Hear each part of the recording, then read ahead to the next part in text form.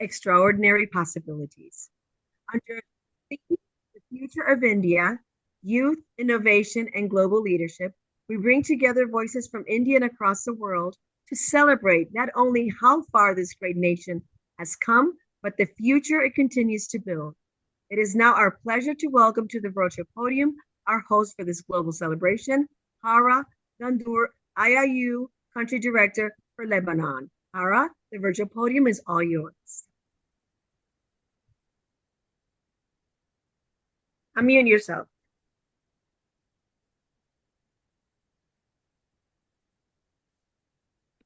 Hawraa, we can't hear you. Am I audible now? Yes, you are. Thank you. Thank you. Namaste and a very happy Independence Day to India. Distinguished members of IIU leadership, our chief guest of honors, Dr. Fotini, Dr. Rolf, our honored guests, honored leaders of IIU, educators, professionals, global speakers, young leaders, and everyone joining us from around the world.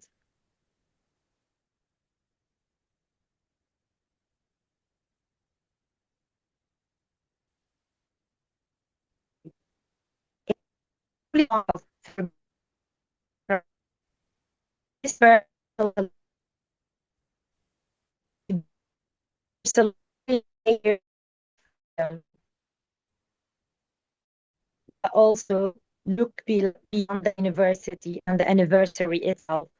We are looking for international of different nations, different cultures, different professions, and experiences, united together through education and a shared belief in human potential, in humanity. Today, our virtual podium will travel across continents. We will hear from educators, entrepreneurs, academics, professionals, peace advocates, and leaders who are helping share their communities and our collective future. And we begin where every great institution begins, with a vision.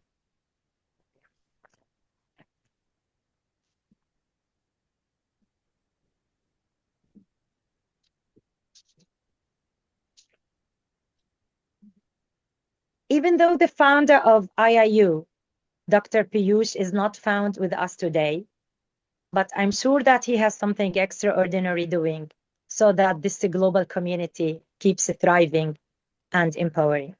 That's why the best representative will be our CEO, Dr. Virginia. A founder's vision gives an institution its purpose.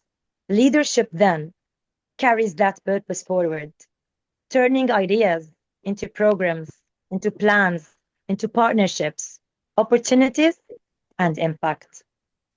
Our first speaker today leads International Internship University through her extraordinary role,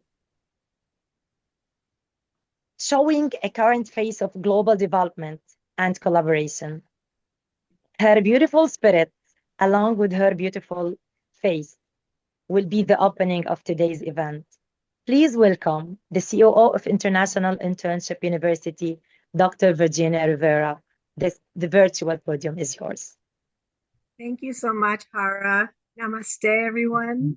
Her Royal Highness Princess Dr. Fotini Gudela, distinguished IIU leadership, our honored guests, global speakers, awardees, educators, leaders, and friends joining us from around the world. This is your day. Even if it's India's independence, we all celebrate. On this historic occasion, as India celebrates 80 years of independence, it is my privilege to welcome you to the International Internship University's Global Conference 2026.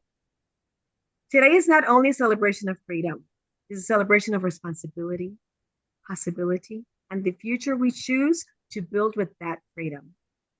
Our theme, the future of India, youth, innovation, and global leadership, speaks directly to that responsibility. India's future will not be built by one institution, one sector, or even one generation alone. It will be shaped by young people prepared to lead, by educators willing to innovate, by entrepreneurs creating opportunity, by women participating fully in the economic structure of the country, and by global partners who understand that progress today is interconnected.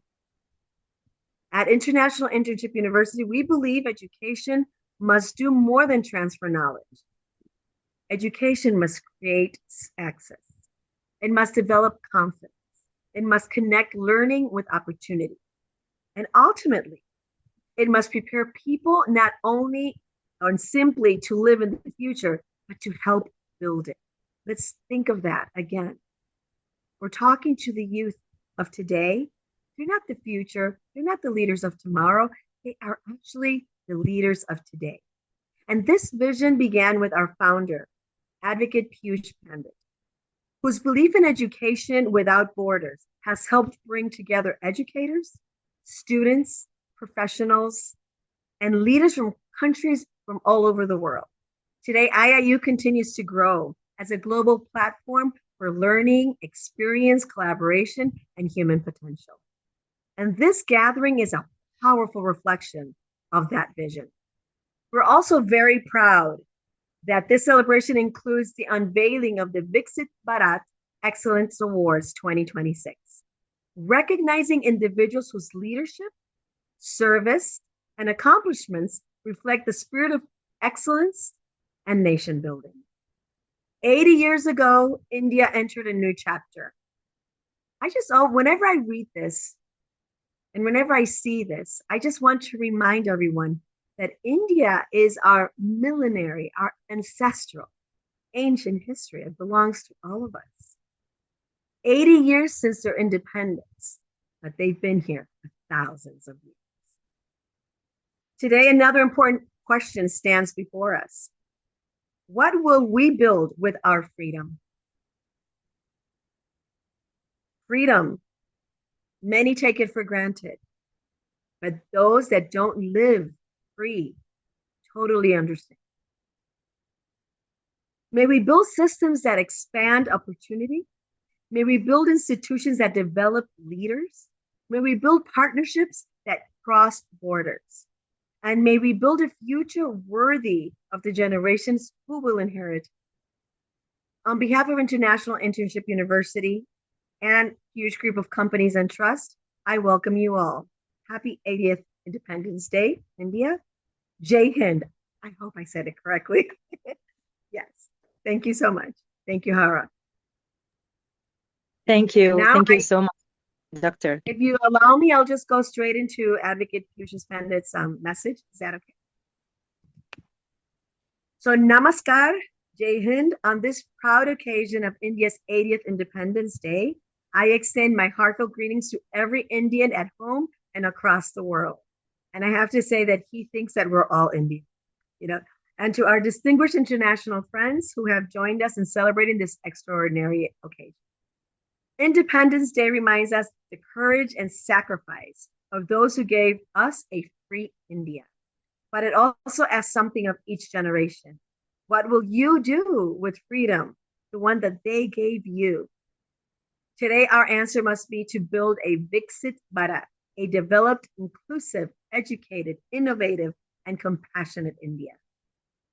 India has traveled an extraordinary journey from our ancient traditions of knowledge and spirituality for emergence as a global force in technology, entrepreneurship, healthcare, education, and innovation.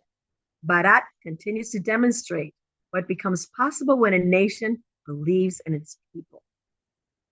But the strength of a developed India cannot be measured only by economic growth or infrastructure. It must be measured by human potential.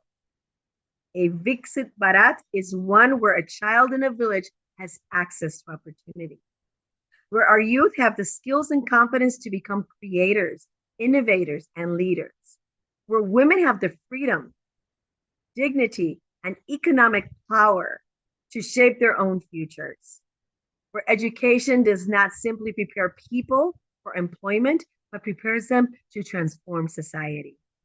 This vision is deeply connected to the work we are building through International Internship University, the Piyush Group of Companies and Trusts, World Education Policy, Mahila Udyami Foundation, and our growing global network of partners and leaders. Our responsibility is not simply to celebrate India's progress. Our responsibility is to participate in it. As we honor the recipients of the Viksit Bharat Excellence Award 2026, we recognize individuals whose leadership, service, and commitment remind us that nation building is not the responsibility of the government. Every educator, entrepreneur,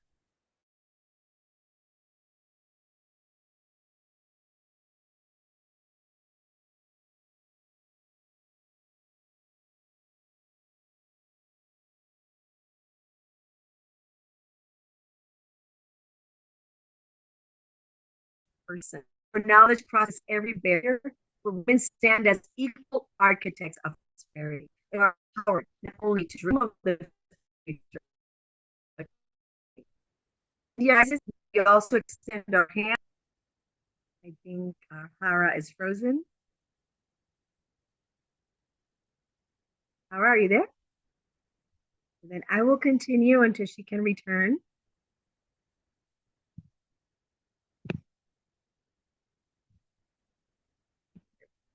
So now we've come to a deeply meaningful moment in our celebration.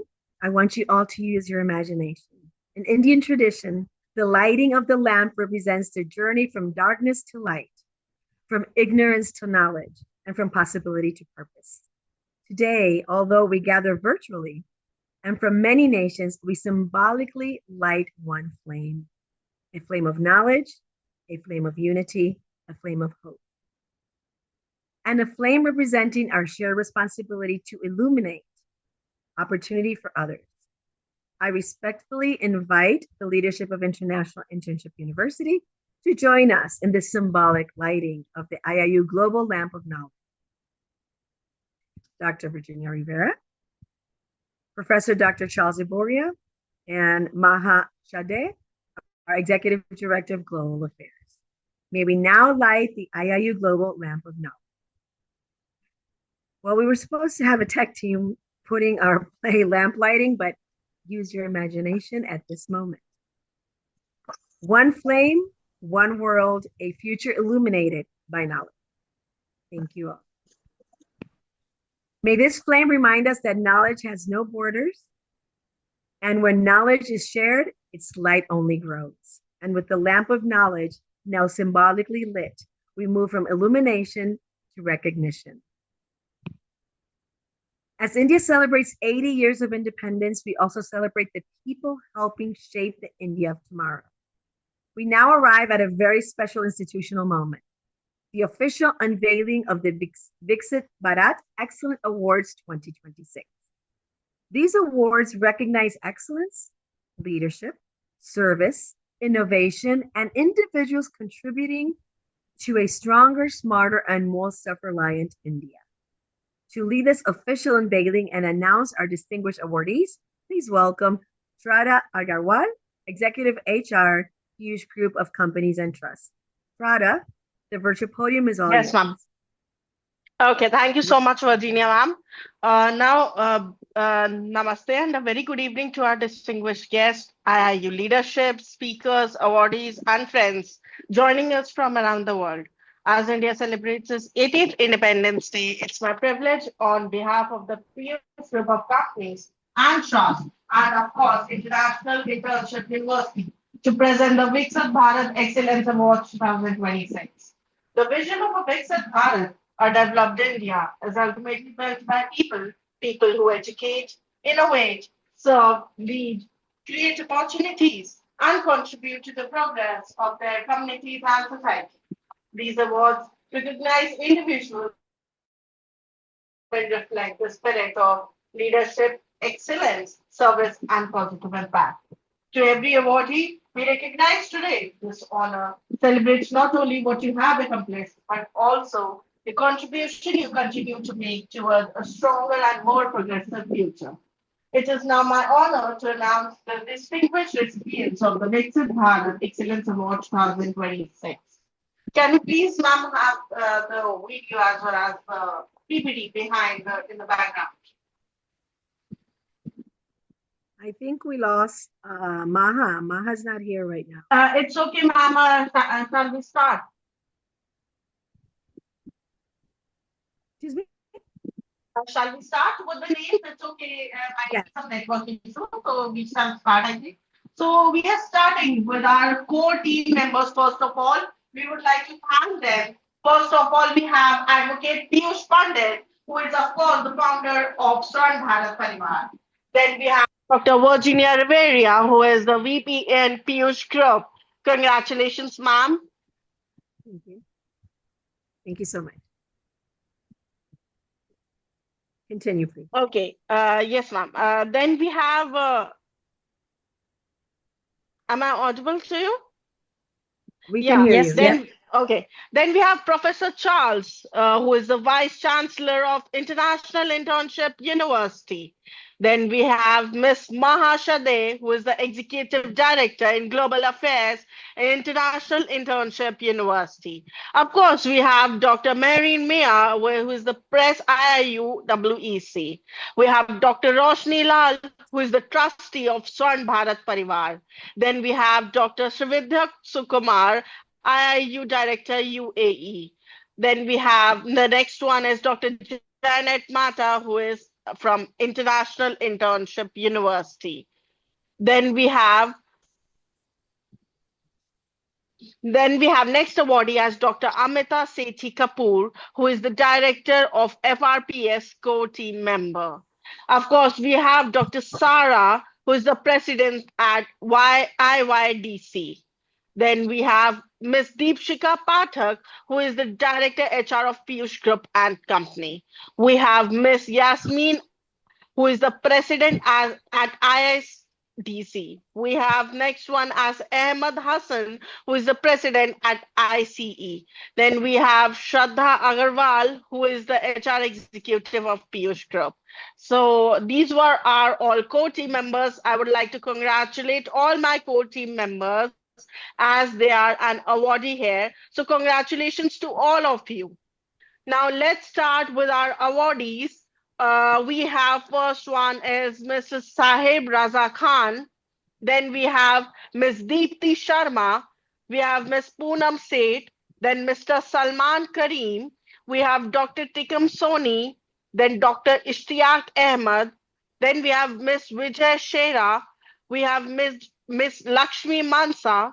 Then we have Ms. Vaishali Vishwakarma, Ms. Nilanjana Mukherjee, Mr. Devendra Kumar, Ms. Piyush Yadav.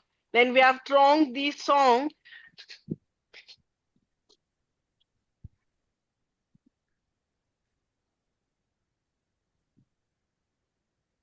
Then we have difficult names. no, actually, I lost the connection in between. Actually, that was the problem. Then we have Omansa Oryama. Then we have Dr. Hassan. Then we have Dr. Ragini Gulati, Professor Vinay Shankar Dubey, Dr. Nitika Singh, Ms. Megha Papneja, Mr. Jadugar, Dr. Anupma Tiwari, Mr. Anil Malhotra, Mr. Jay Prakash Sharma. We have next with Mr. Prithvi Swarup. Then we have Dr. Rekha Jha. We have Ms. Pratiksha Narayan, Professor Rachna Ranjan, Mr. Mukesh Kumar, Professor Dr. Suraya, Mr. Abhimanyu, Ms. Prema, Mr. Asif Shah. We have next as Mr. Jitendra Sharma, Dr. Madhuri, Ms. Suvidha, Mr. Hafiz Khan, Ms. Ujala, Ms. Jaya Roy, Ms.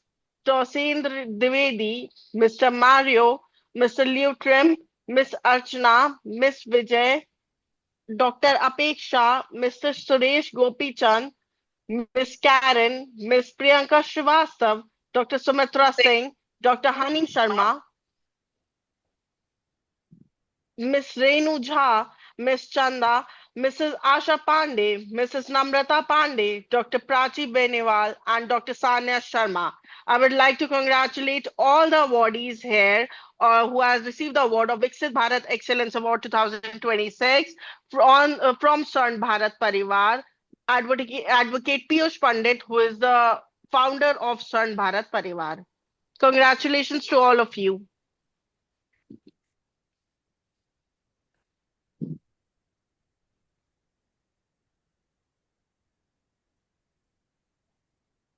So congratulations to all the awardees.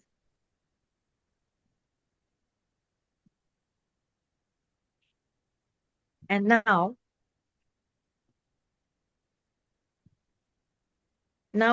let me welcome Her Royal Highness.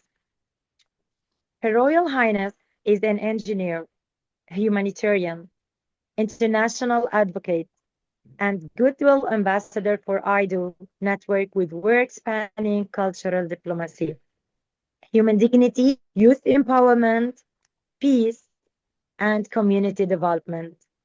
Her remarkable professional journey has also included involvement in rehabilitation efforts connected to the aftermath of Chernobyl disaster, an experience that further shaped her commitment to humanity, healing, peace, and service. Royal Highness, join us for India's 80th Independence Day Global Conference. Please welcome Dr. Fitini. Well, the stage is yours.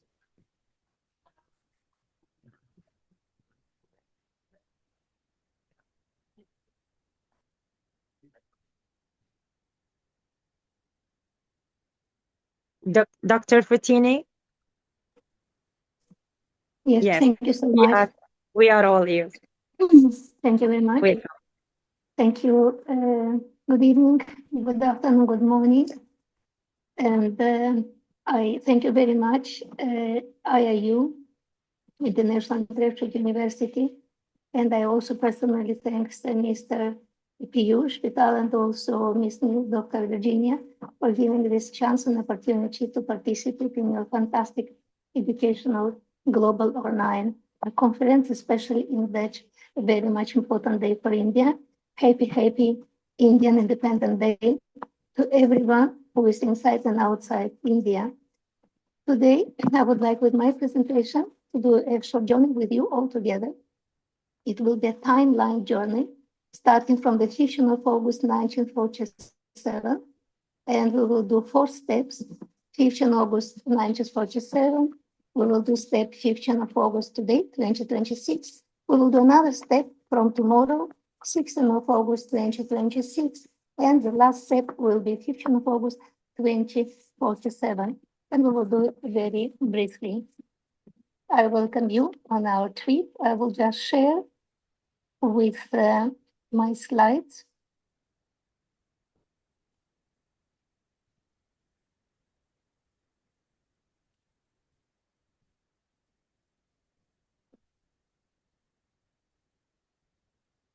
So this is our first slide. Can you hear me?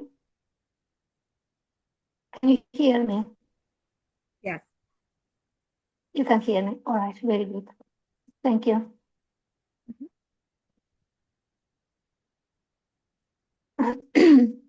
So the first is I named my presentation India from Freedom to One Humanity, a journey from freedom through achievement and responsibility towards Viksit Bharat and One Humanity.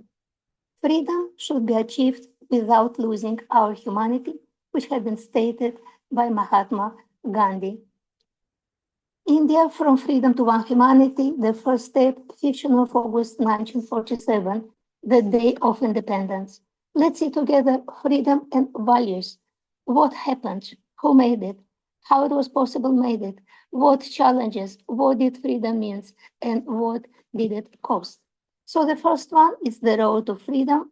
It has been actually made by many millions of people, including also just ordinary people, military people, revolutionary scientists, all population, most of the population of India. It had been proclaimed by Mahatma Gandhi that it should be non-cooperative. This was actually the basis of that. Non-cooperation, civil disobedience, salt march, and quit India. But however, it was the major basic was the non-violence and truth force. Truth force means resilience through truth. And this is actually major meaning to all independence efforts which country does. The leaders, let today see 5 major leaders. They had different roles, but one historic transition. Mahatma Gandhi, he was a moral leadership, mass mobilization, non-violence, Hindu and Muslim um, reconciliation. The next one was Jawaharlal Nehru. He was a political leadership, first prime minister, and he proclaimed trust with destiny. Next one was Sardar Patel, national integration and incorporation. Next one was Subhas Bose, military anti-colonial strategy, and he was actually the leadership of the Indian National Army. And Mr. Ambedkar, he was a constitutional architecture. Architecture, and also he was against, of course, social discrimination, and he placed the first constitution of India. What actually has happened on the 15th of August 1947? British rule ended. India became an independent dominion. Sovereign government entered they passed to the Indian leadership. The Indian national flag became the symbol of the new state. Jawaharlal Nehru, he became the first prime minister, and India entered the international community as a sovereign state. However, we have to see here, India did not actually become a republic on 15 August of 1947. The constitution came into force on 26th of January 1950 when India became a republic. So we have actually 3 stages: 1947 independence, 1950 constitution and republic, and 1951-1952 first general election, where participated 172 million elections. And what were the principles behind the new India? The principles behind the new India is freedom, democracy, justice, equality, dignity, opportunity, unity, religion freedom, and social responsibility. Very much important also social responsibility. Freedom and power brings responsibility, had been stated by Jawaharlal Nehru. So therefore, freedom must never from peace, and this is important for each country in the world. What was the price of the freedom? The price was 15 million people were displaced, 2 million have been killed. We won freedom with sacrifice, as it's stated by unity, justice, and peace. And let's now move to our next stop. Our next stop in our timeline travel today is 15th of August, which is today, where we celebrate 80th Independence Day. Let's see what the history of achievement, the view of history of achievement of the India and Indian population, and we all are very proud of it. People and education. So the people, for example, literacy, it has been increased from 82% until 73%. Also, for example, the HDI growth. HDI growth means Human Development Index. It has been increased by 53%. Economic and transformation, absolutely fantastic. First, from a newly independent poor country, it became one of the boldest, largest economics. New turning point, 1991, which was economic liberalization. What does it mean? It means expansion of the private enterprise, services and IT, manufacturing infrastructure, global trade, entrepreneurship, growing middle class, and enormous digital economy. Women and social transformation, another amazing quantum jump. India has been major changes in, and the women participated in, women education, professional participation, entrepreneurship, political participation, legal rights, public health, family, size, and democratic patterns. For example, we see that in 2021, it's increased up to 35%. World Bank says, according to the World Bank achievement, that if we really want the India to become a significantly strengthened India growth potentials, we have to achieve from the 35% up to the 50%. In the digital India, that was one of the most spectacular transformations. For example, we see the phenomenon of ADR, digital public infrastructure. UPI means Unified Payment Interface. Digital banking, digital government services, tax and startup, etc., AI and emerging technologies.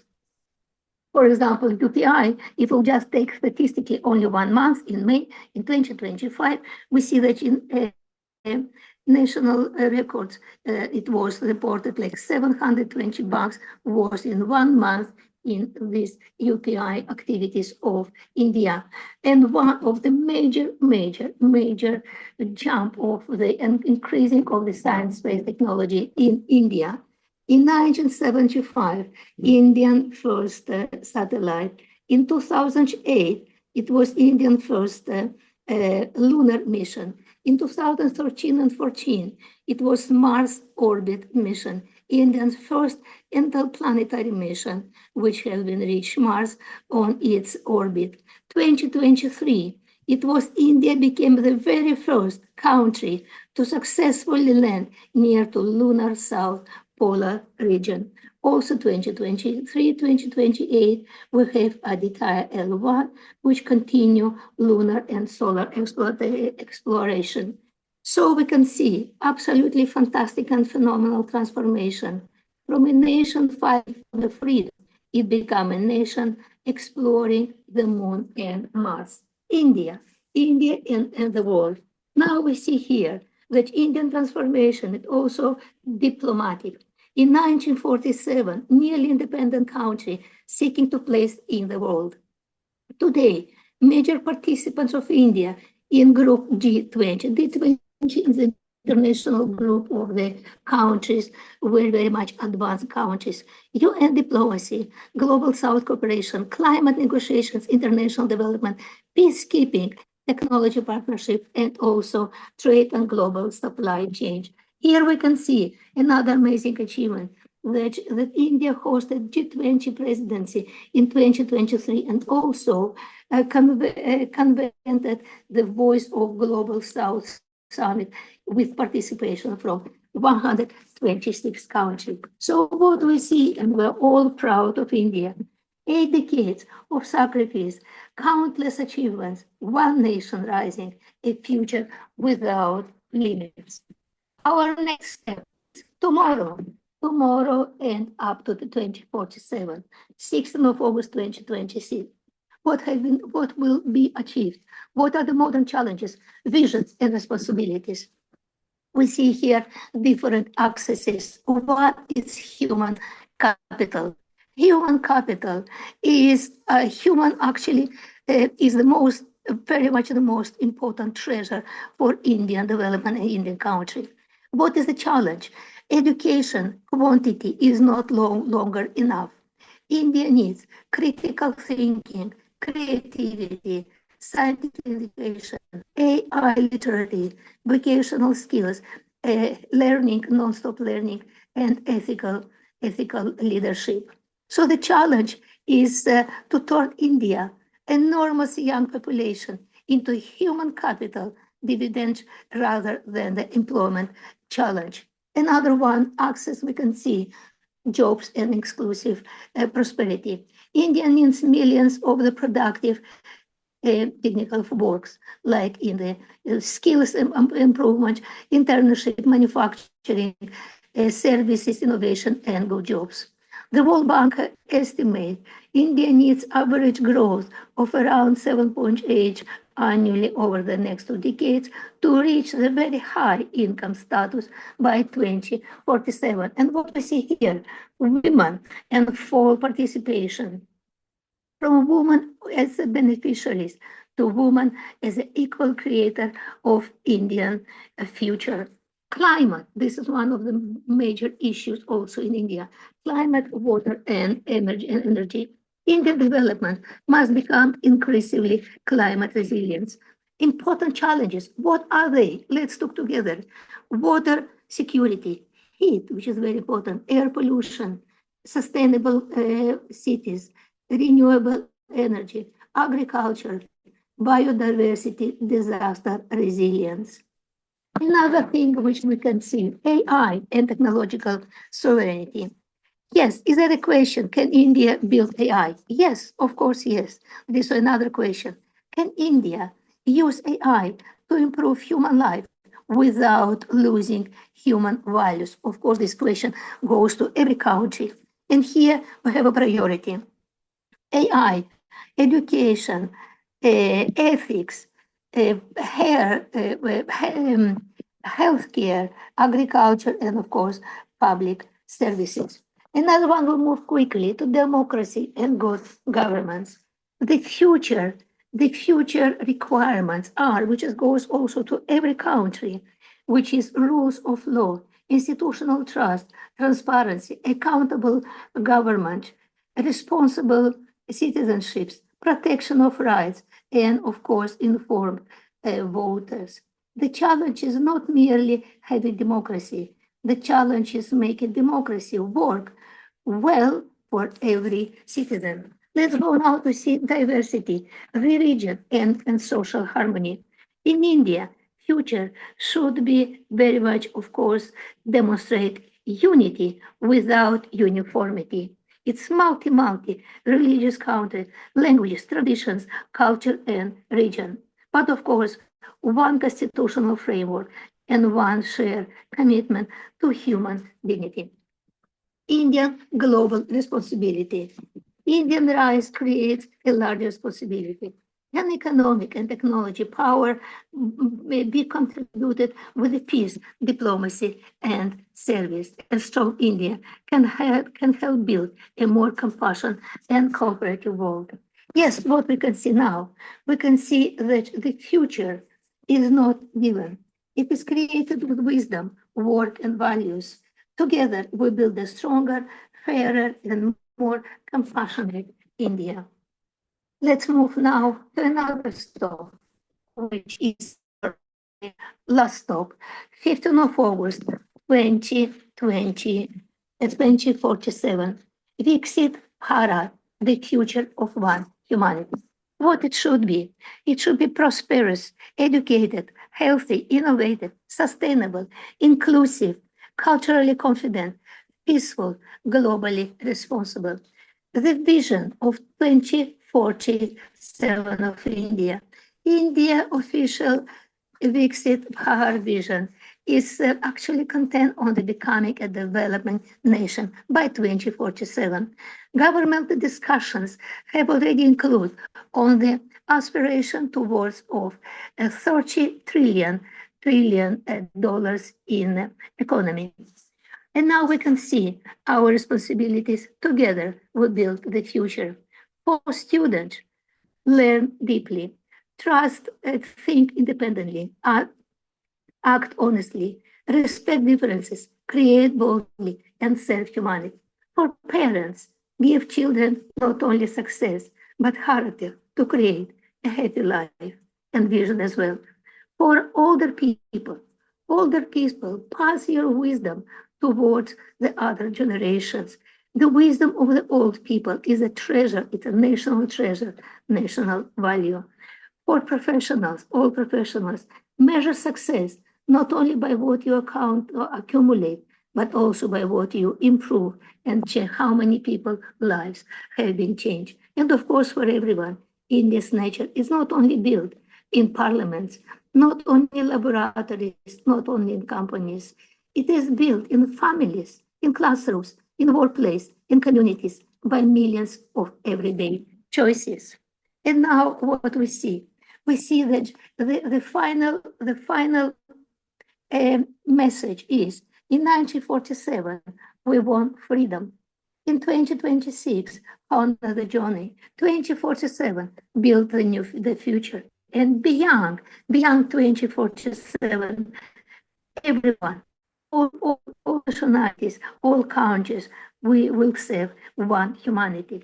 That's why we have one India, one world, one humanity. Our freedom is our foundation. Our actions today share Indians tomorrow. Our vision of one humanity defines our legacy. And this is our worst and our laptop. Here on our laptop, what Indians' independence means for humanity. Freedom becomes truly meaningful when it leads not to division, but to peace, dignity, cooperation, and respect for every human being. A lesson for the future.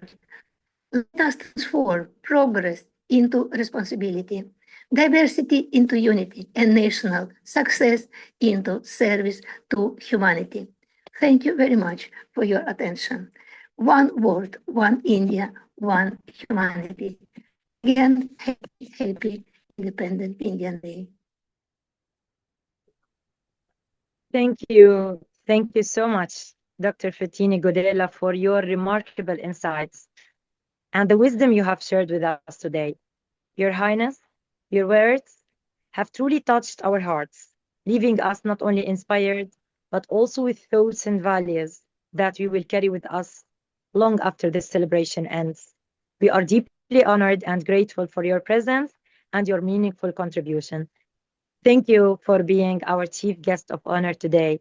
And now we are also moving to another great person, our second chief guest of honor, Dr. John Ralph.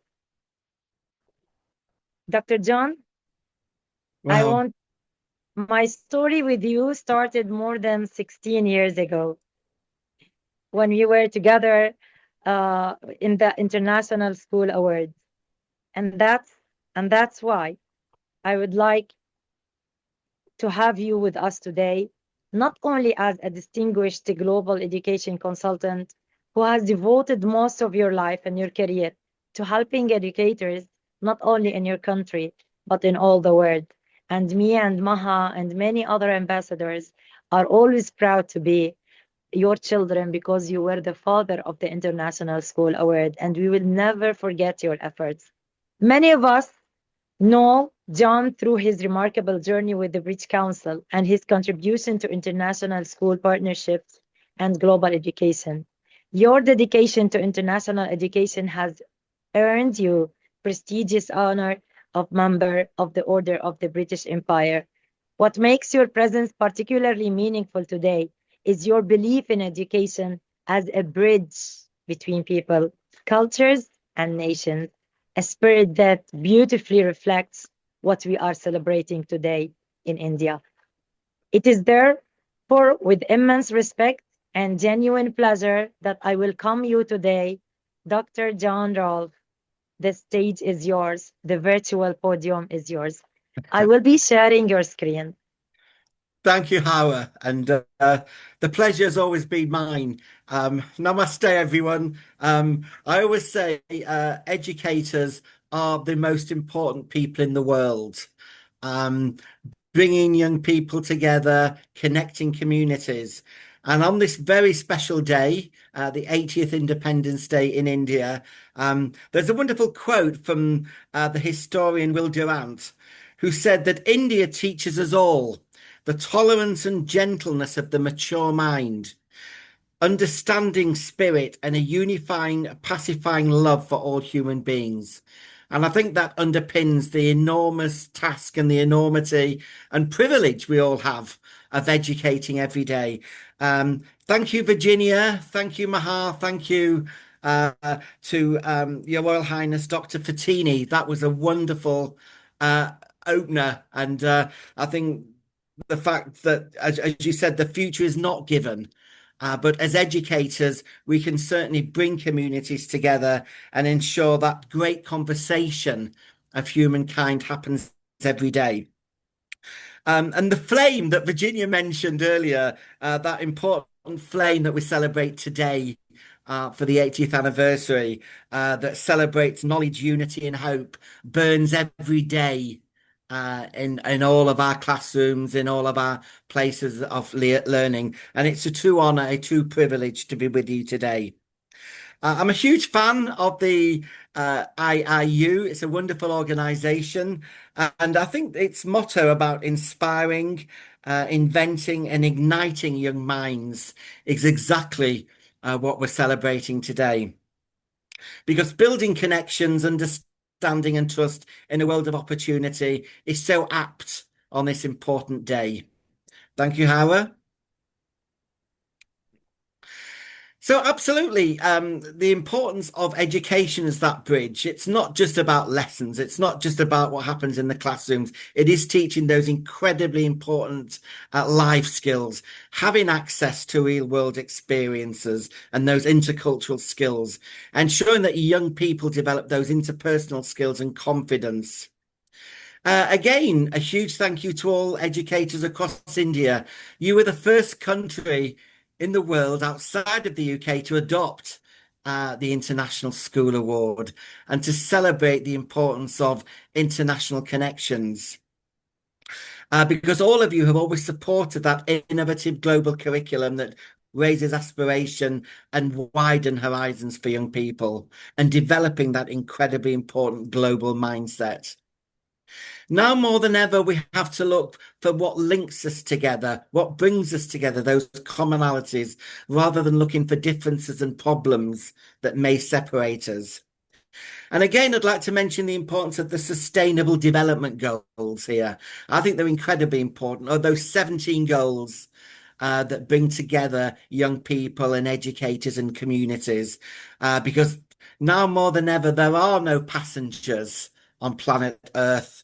We are all crew. We all have a stake in how our society develops. And again, thank you, Your Royal Highness, Dr. Fontini, for demonstrating the importance, how we all have that shared commitment, that shared vision, celebrating today on the 80th birthday. Thank you, Howard. We often hear about AI. We have to work with it. It's obviously a universal part of education now. But underpinning those skills involved in AI, we need to address those key global skills. And I've listed some of them here that support educators not only across India, but globally. Those skills are critical thinking and problem solving, ensuring that young people now more than ever learn to collaborate and communicate to produce innovative solutions. The key importance of creativity and imagination. We want young people to have that entrepreneurial spirit, to travel, to have a curiosity, to imagine new ideas. And to be those globally aware, those globally proud, motivated young people of India, looking forward to the importance of Viksit Bharat, a wonderful target there in 2047. It's wonderful work you're all doing to develop those motivated young people. And of course, the importance of digital literacy. We're all aware of technology, but nothing replaces the key importance of what we're doing today, that face-to-face connection, ensuring that educators and young people have those direct learning experiences from each other.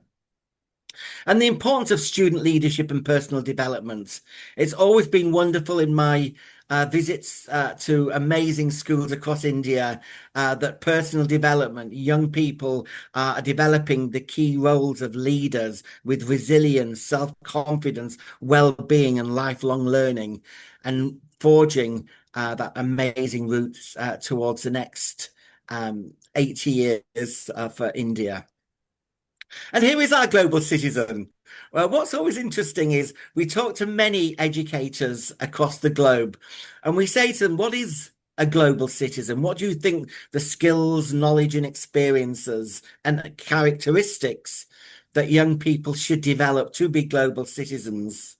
And here are the top 27. What was very interesting is educators from about 50 countries all responded that because of their role as an educator, they want young people who are curious, who have that can-do attitude, who are willing to have a go, who have that thirst for knowledge, who show initiative.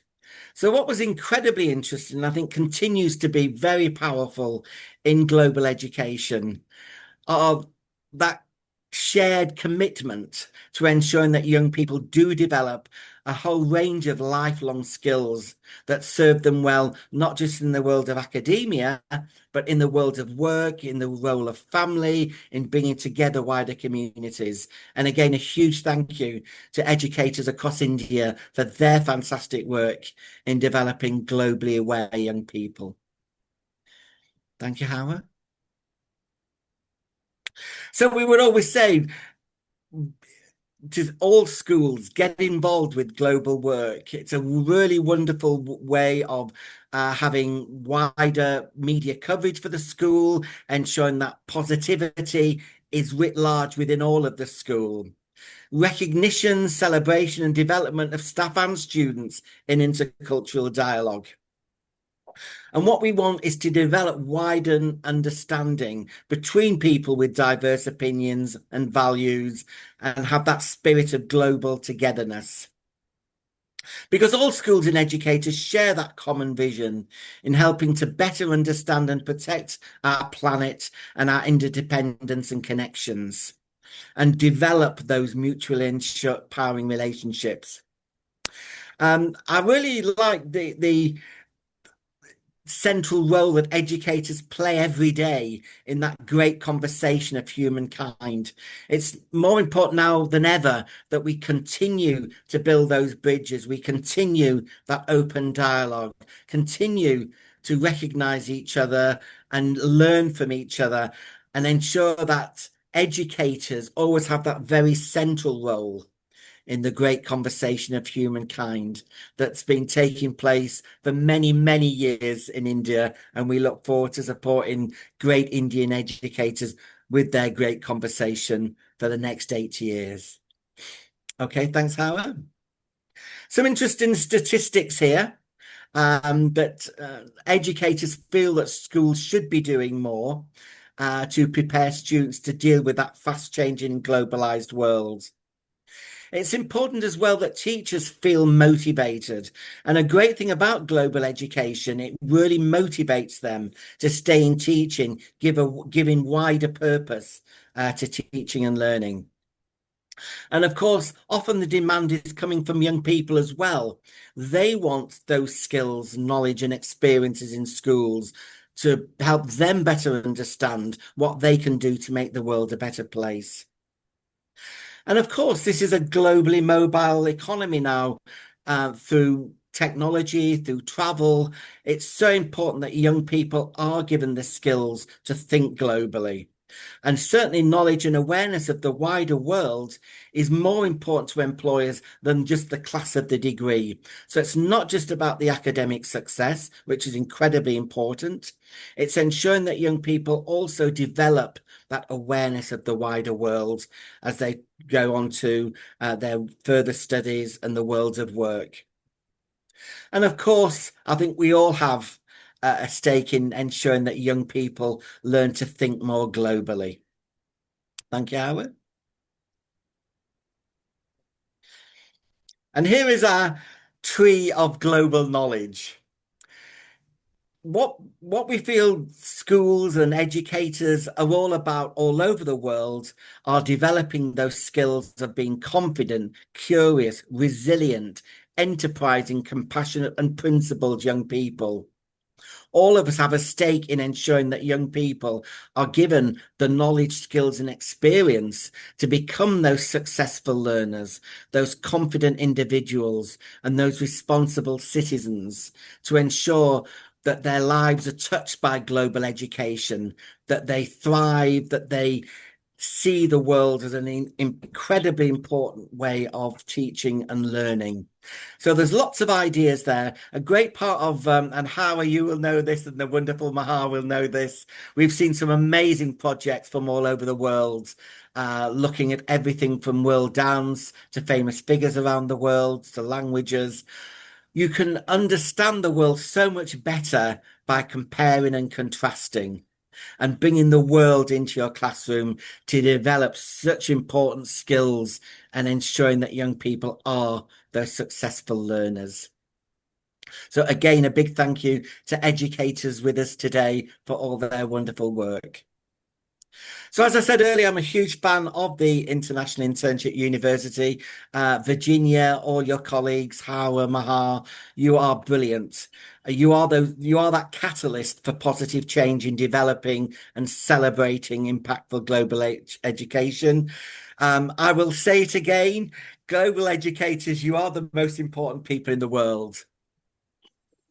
Without the commitment every day of ensuring that young people are given access to these amazing experiences, you are doing incredibly important work. So thank you on behalf of every educator. And of course, what brings us today on this very special India Day, the purpose of education is not just knowledge, but understanding. So again, a thank you to Hawraa, to Mahar. It's been wonderful joining you today. You are the most important people in the world. Have a wonderful India Day, 80 wonderful years, and let's all continue that great conversation of humankind. Thank you for your time. Thank you, Hawraa. Thank you, Your Royal Highness. Thank you, Virginia. And thanks to all the educators with us today. Thank you, Doctor. Thank you, Dr. John. I only want to add one more thing that, yeah, global educators are the most important people of the world, but only those people like you and like Piyush and like Virginia, those people supporting the global educators and connecting the global educators are really the real great people of this world. And to them, we say thank you because you make us sparkle and you really inspire us. Thank you so much. Thank you, Hawraa. Thank you, everyone. Thank you, Your Royal Highness. Thanks, Virginia.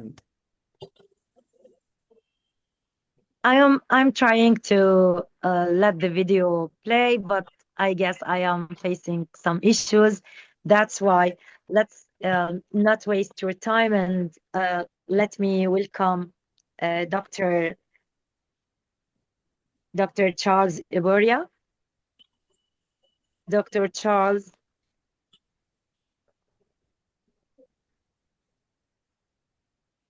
Professor Charles? Professor,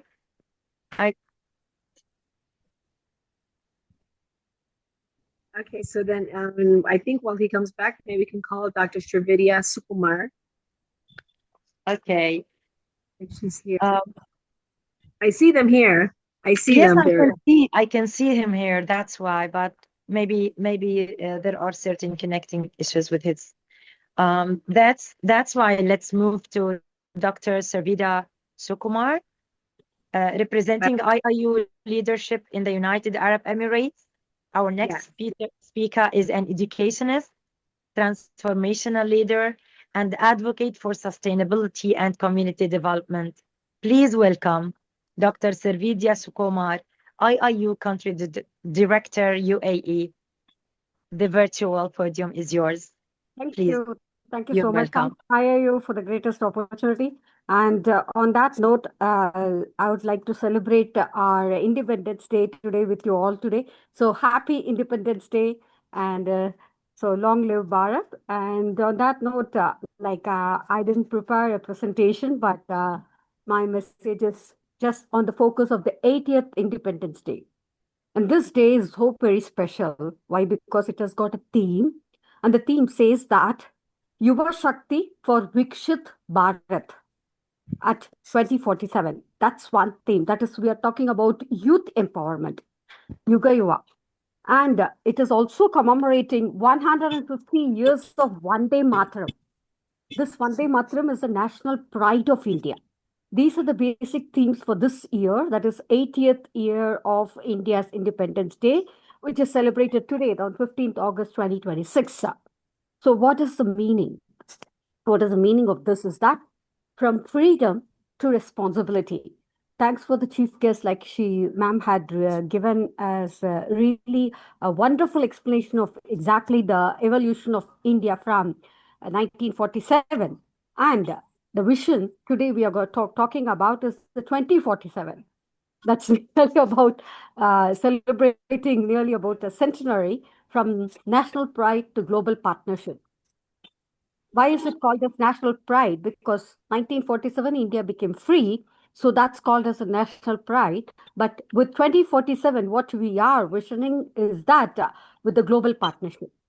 So distinguished dignitaries, respected leaders, fellow Indians, and the friends of India, and the members of the vibrant IAU community, above all, the young leaders who will inherit the future land, the future motherland.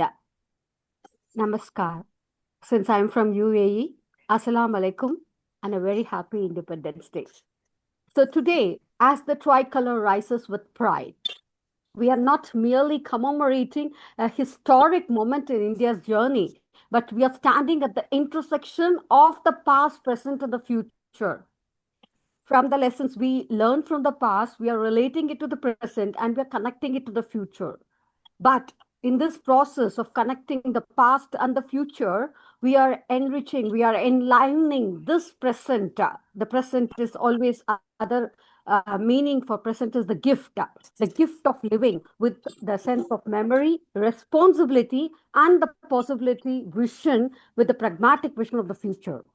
So 80 years of independence reminds us of where we came from. This Vikshit Bharat at 2047 reminds us where we must go with the visionary leadership and who is going to take us forward. With whom are we going to work? Is that, if that's the vision, who is going to take us forward? Our Yuva Shakti, that is the youth empowerment, will determine how boldly, inclusively, and sustainably we can reach there. So from UAE, which is a nation demonstrated to the world what visionary leadership is all about. Where can innovation take us? Where can this tolerance means accepting differences with multicultural inhibition and with the sustainability and the human ambition, where we can accomplish. So today, from UAE, we are celebrating India's 80th independence, not in isolation, but in the spirit of the union, in the spirit of the partnership, in the spirit of the collaboration, and above all, in the spirit of global responsibility. So India and United Arab Emirates are connected far more than geography, commerce, and diplomacy. And we are connected by whom?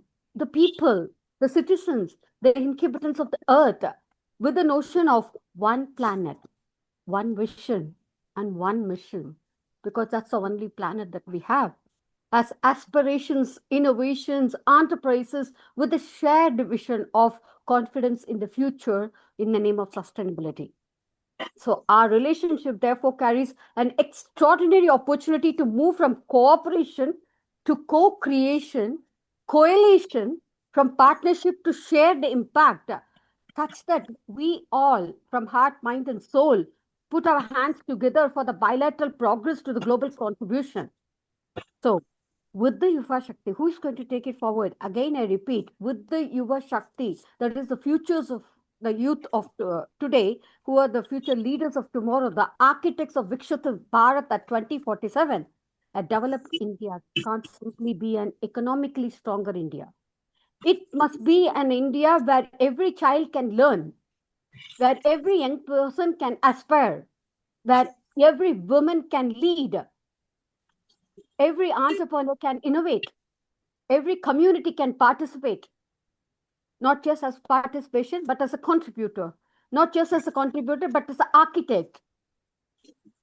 So, with the development never comes to the cost of the planet, thinking about sustainability as well. That is why Yuva Shakti must become the most democratic advantage and it must become the developmental force. That's the vision of this 80th India's Independence Day's mission. So our young people must become creators of employment.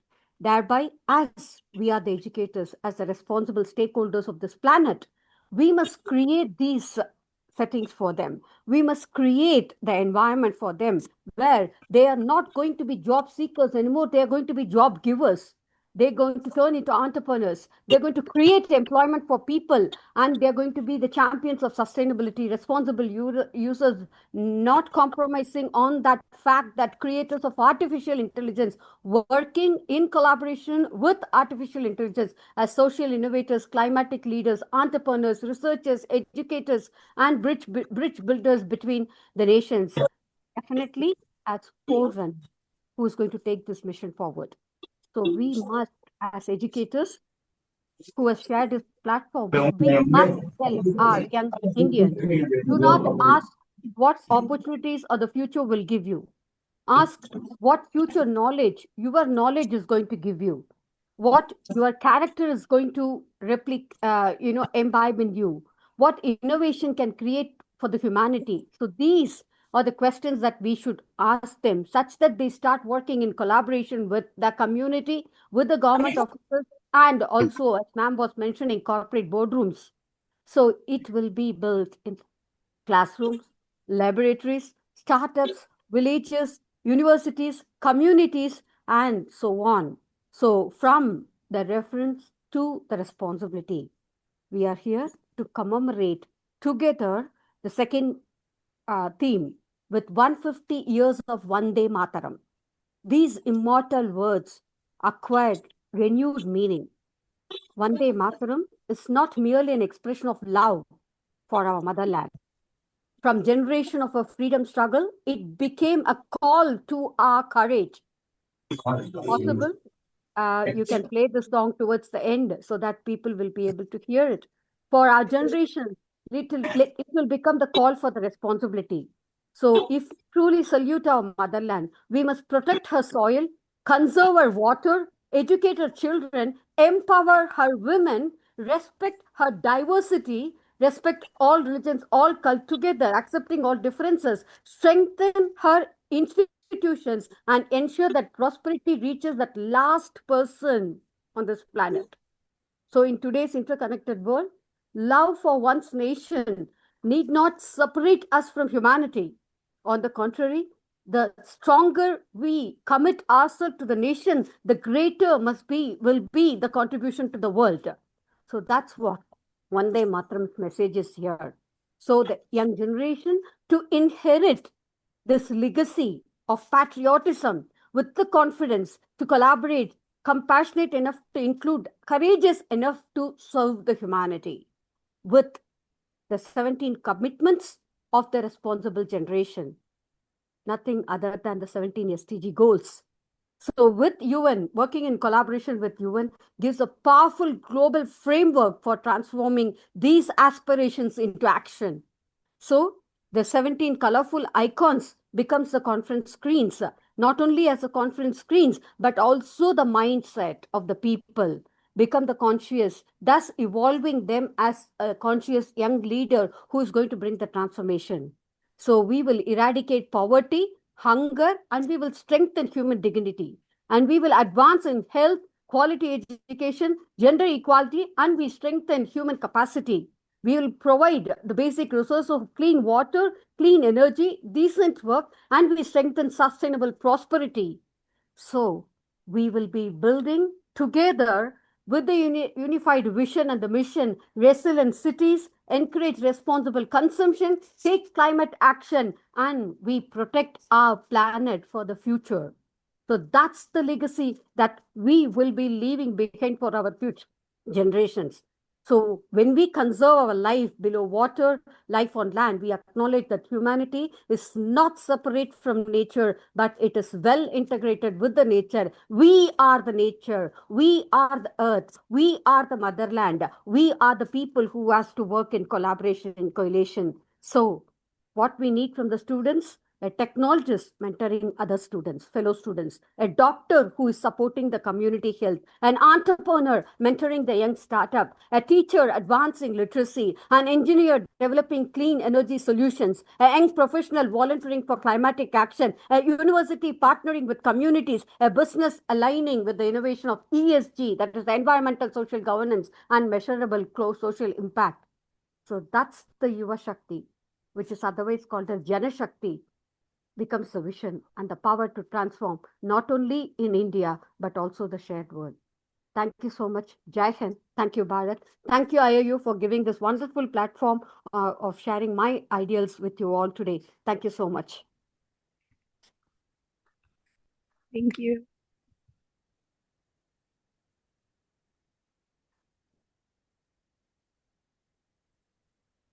Thank you, Dr. Shrividya, for being here today. Thank you, Dr. Thank you, Dr. Virginia. You have been always a wonderful sport, and I am very much inspired by you with all your ideals, and you have been a pillar of support not only for IIU but the whole IIU family. Thank you, dear. Thank you so much. Thank you. Thank Thank you. you all for sharing this platform with me. Thank you. Thank you so much. I hope that you can all see the video. Can you see it? No? Can you Oh, see the we video? saw it before. We saw it before Shrividya. Like while she was speaking, we saw it. You So saw it, but now you don't see it. Let me try again, please.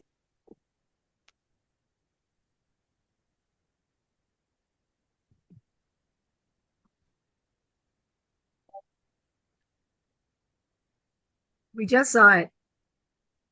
Now? It's yeah, no, Loading. it's loading. But we can't hear it. Please, if you can see it now, please tell me. We can see, but we can't hear. Okay, now we can see, but we can't hear it. There's like Still you music. can't hear it. Okay, imagine that you can you can hear the music. I hope that we can see the beautiful faces of those people being awarded today, because they really deserve that. Yeah. And sorry that the music is not, you can't hear it.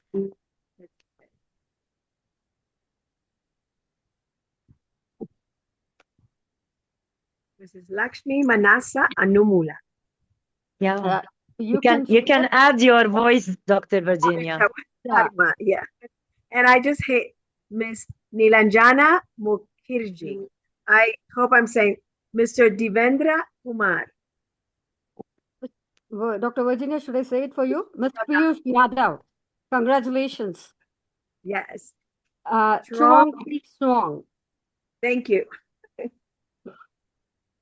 Omenesa Aruma. Congratulations, dear. Dr. Gasan Kazal. Thank you. Thank you so much. Dr. Rahini Gulati. Congratulations, ma'am. Congratulations to you. Professor Vinay Shankar Dubey. Congratulations, sir. Congratulations from IIU. Dr. Nikita Singh. Congratulations again. Congratulations. And Miss Megha Papneja. Congratulations, ma'am. Congratulations to you. Mr. Jadugar P. Kanpuri. Dr. Anupama Tiwari. Congratulations, ma'am. Mr. Nikhil Malhotra. Congratulations to you, sir. Mr. Jayaprakash Sharma. Congratulations to you, sir. We are so honored. Mr. Prithvi Swarup.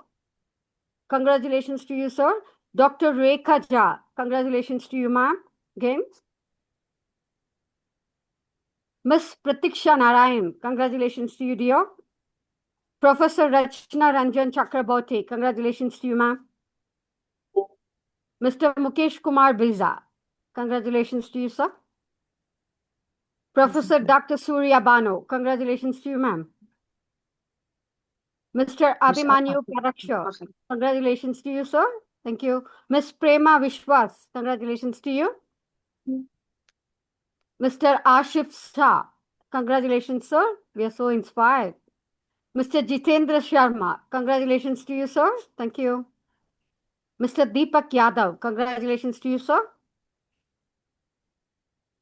Dr. Madhuri Izawu. Congratulations to you, ma'am. Miss Suvida Sunil Nayak. Congratulations to you, ma'am. Mr. Hafif Khan. Congratulations to you, sir. Miss Ujwala Nawale. Congratulations to you, ma'am. Miss Jaya Roy. Congratulations to you. Mr. Tosendra Trivedi, congratulations to you, sir. Mr. Mariano Orlando, congratulations to you, sir. Mr. Luktrim Braha, congratulations to you, sir. Miss Archana Singh, congratulations to you, ma'am. Miss Vijay Shera, congratulations to you, ma'am. Thank you so much, ma'am. Mr. Apiksha Pandey, congratulations to you, ma'am. You're welcome. Mr. Suresh Gopichand Isawe, congratulations to you, sir. Miss Karen Hall, congratulations to you, ma'am. Miss Priyanka Srivatsava, congratulations to you, ma'am. Dr. Sumitra Singh, congratulations to you, ma'am. Dr. Hani Sharma, congratulations to you, ma'am. Dr. Renu Jha, congratulations to you, ma'am. Miss Chanda Jha, congratulations to you, ma'am. Mrs. Asha Pandey, congratulations to you, ma'am. Miss Amrita Pandey, congratulations to you. Mr. Virat Tikhari, congratulations to you, sir. Dr. Prachi Beriwala, congratulations to you, ma'am. Dr. Sania Sharma, congratulations to you.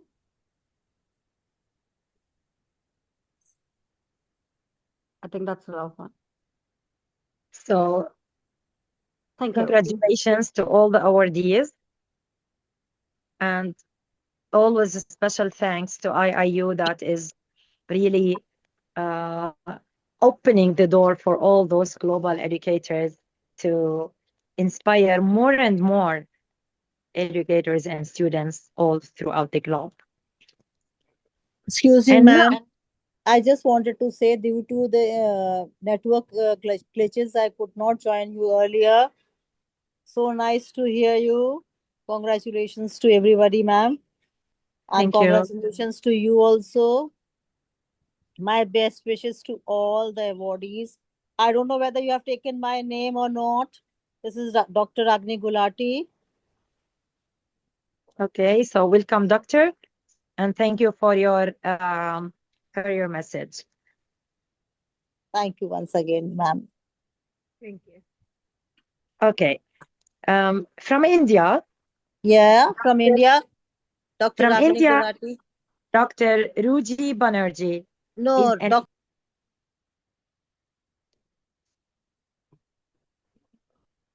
Dr. Ruji Banerjee is an education guidance professional whose work focuses on educational support, student development, and helping learners make informed choices about their academic and professional futures. Please welcome Dr. Ruji Banerjee. The virtual podium is yours. A very good evening to every one of you. Good evening. Fellow Indians, happy 80th. And thank you so much for the lovely, thoughtful introduction. It's indeed a pleasure, honor, and I'm humbled to be here with all of you on this podium, this virtual podium. Thank you, Dr. Virginia, for making me a part of this. And thank you, Advocate Piyush, for doing such a wonderful work. Contribution, that's what that inspires me. I mean, as I'm getting to know more and more about your contribution, the noble work that you're doing together, bravo. We need people like this in India. Well, respected dignitaries, fellow Indians, friends from across the world, and of course, as the topic said, my dear young India. Today, the theme of independence was Young India. Independence ain't a date in history that that we just celebrate and tick it off as a day. It's a memory engraved in sacrifice. Nobody gifted us independence, right? We've fought for it. We've struggled for it, and we've bore the wounds of partition, poverty, and what not struggle to be here today. My India began its journey with limited resources, right? But with a reservoir of determination, hope, and dreams. And today, at the historic 80th, I do not see a nation which is standing still in the past.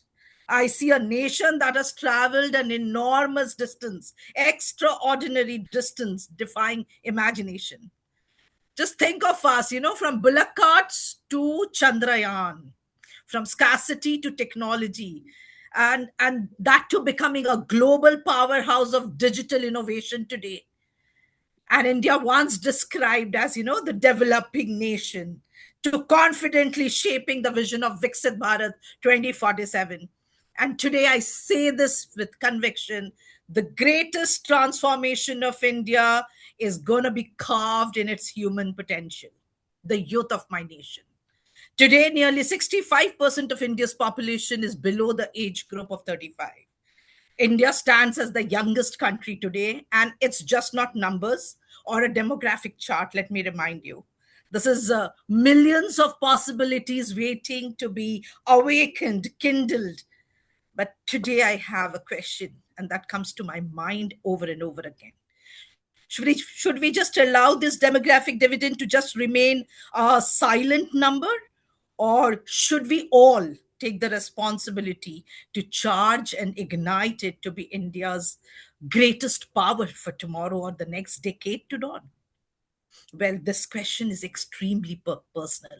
It's extremely personal to me. For 25 years, I've walked alongside the youth. Call it classrooms, call it mentoring rooms, call it career journeys, call it moments of doubts, call it moments of distress, discovery. And I have lived all this. This is all a painful truth that I've gone through. Youth of my country, with degrees, but I see them without direction. Brilliant minds, holding exceptional degrees in hand, but without clarity, without exposure. And that made me realize a degree does open door and opportunities, but it is only direction that decides how well you walk through that distance and how far you're able to go beyond it. So this is direction that is going to make a difference to degree. And this has become the foundation of my life's work today. And you can call it my contribution to Viksit Bharat 2047, my motherland. And here I would like to align with all the fellow speakers ahead of me, the chief guests and the others who spoke. It does align powerfully with three SDGs intersecting each other. SDG 4, quality education, SDG 8, decent work and economic growth, and SDG 10, reduced inequalities. Education, must not end with just giving away a certificate on a convocation. It has to give something more than that. It has to give direction. It has to ignite curiosity in our mind. It has to sharpen critical thinking. It has to give them that humanity edge. It has to develop and hone emotional intelligence and prepare young minds for a VUCA environment that we are so evolving, so that we can thrive. And probably thrive and probably be able to sustain this environment. So I guess education has to do much, much more than just giving out degrees. SDG 8, where decent work and economic growth. Today, our youth are not speaking about a job. They don't need a job. They need an ikigai. I request to mute the mic, please. Sorry, please. Keep yourself muted until our speaker finishes, if you please. Thanks for your cooperation.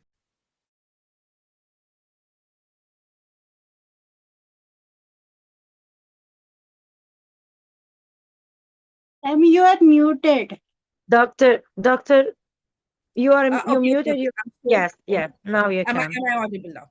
So, okay. So, you know what? Our youth needs ikigai, and we all are working for it. Call it Dr. Virginia, Advocate Piyush, and many, many others in my country are working towards it. We are here to give an ikigai, future-ready careers that can create impact and can cause fulfillment in the youth of my country. So today, career guidance has to be even deeper and more effective. And it has to be what I love, what I am good at, who I can become, where do I fit into this world, what does the world need from me, and what value I can create or contribute that outlives me. This is what career guidance That's what we are looking forward to it. And then comes SDG 10, reduced inequalities. My country is so vast, so rich in talent, and this should not belong to just geography, privilege, or circumstances. A student from any community, geography, economic standards, circumstances must not inherit the limitations. They must be exposed to opportunities, resources. A woman must carry the confidence to break glass ceilings and barriers and lead as anyone else in the entire world. So, career guidance today and mentoring today is no longer a support system. Let me tell you that. It has become instrument of social mobility, instrument of economic justice, and finally instrument for Viksit Bharat. I dream of an India where the youth of my country never says, rather, I do not know what I have to become. I do not know what I'm capable of. Where the youth is no longer looking at seeking jobs, but becoming, job creators, entrepreneurs, nation builders, policy makers, and finally shaping the global workforce in the next decade. That's what India is capable of today, being the youngest nation in the entire globe. I dream of an India where universities do not produce just graduates or postgraduates, but create efficient professionals, problem solvers, critical thinkers, ethical leaders, value based global citizens. I dream of India where women will rise not only to lead, but shape the world and the professional arena. My dream, I'm sure, is not going to be a dream because India carries within it a generation that blends ancient rich culture and values of my country, where we gave Vasudev Kutumbakam, where we proudly said to the entire world that the world is a village, it's a family, we are all a family. So we carry that ancient rich values with a modern vision. India's wisdom with global competence. That's what we're working towards it. Yesterday gave us our roots. Today is giving us confidence. And tomorrow demands responsibility, which is entirely upon us. This is why we are today here. We are all responsible in contributing that India of our dreams and not just celebrate a day with pictures, videos, and few songs to play on and being patriotic or have belongingness just for one day in a year. My contribution might sound small today, in very small scale, one youth at a time, one professional who is aligned, one student who finds direction and an ikigai, one graduate who becomes industry ready, one woman who discovers leadership voice, or one life that has impacted a family and that family impacting or changing a community. Probably that is how nations are truly built, through millions of quiet contributions and transformations. So today, on this Independence Day, I do not ask, what has India given me? I would rather ask all of you to be with me to ask, what am I giving back to my country, to my nation? Tomorrow, when millions of young Indians are equipped with degrees and direction, India won't develop. Mind you, India would become unstoppable. And I'm not helping building careers. I'm building a generation of capability for India. That is for me is Viksit Bharat 2047. India makes me, emotional. And today I'm reminded as I end of the immortal lines of Gurudev Tagore, where the mind is without fear, where the head is held high, where knowledge is free, where the world has not been broken into fragments by narrow domestic walls. Into that heaven of freedom, my father, let my Bharat awake. Jai Hind, Jai Bharat. Thank you so much. Thank you so much, Dr. Rohit. Definitely, India is proud of people who think the way you are. And definitely, India now is happy with your great spirit, inspiring us as non-Indian citizens, as just humans who carry your values. So stay proud because India is really proud of you. Another amazing person from India, Salman Karim, an educator, a youth leader, committed to education, youth development, and international dialogue. Please welcome Salman Karim. The virtual stage is yours. Thank you so much. And again, please, I would like to ask all the other great speakers to stay muted, and a reminder to write your name so that to know if you are here and invite you to come and join the virtual stage. Thank you. Thank you so much, Ms. Hawraa. And first of all, happy Independence Day. Is my voice audible? Yes, it is, Salman. Respected Go ahead. respected dignitaries, esteemed guests, fellow citizens, and my dear friends. First of all, happy 80th Independence Day. It's a moment where we become emotional. It's a moment of pride. It's a moment of where we reminisce the difficult days that our soldiers have faced. But the most important thing is that if we look back to the 80 years that we have spent, we have gone through a journey of epiphany, a journey of change, a journey of growth. As we look forward for the vision of 2027 Viksit Bharat, first of all, the significance of Viksit Bharat, we are going to celebrate 100 years on the year 2047. So that is why it is very significant. Secondly, our theme for today is India, yesterday, today, and tomorrow.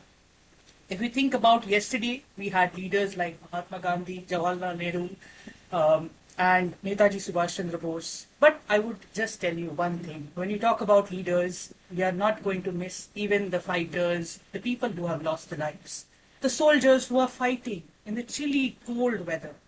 And you can understand that we might get actually scared when we are away from home.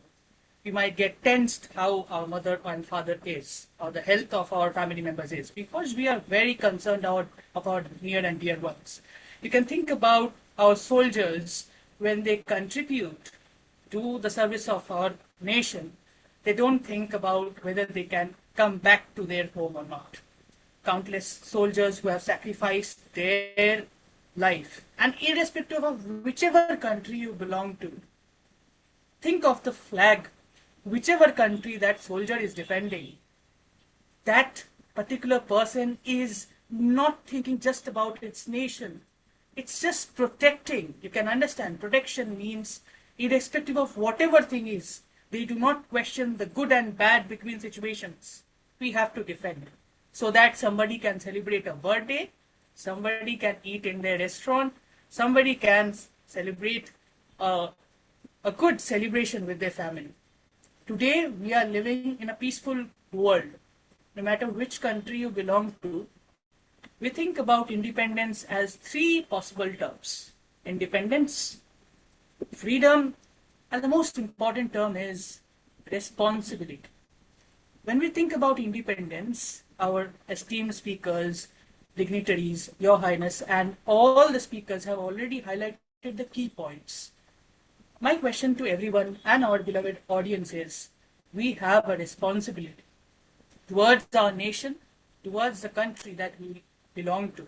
Irrespective of whichever religion we are in, we love our country because it is our home. And as we say, irrespective of whichever flag or destination that we belong to, we are living in a earth where all the flags are together.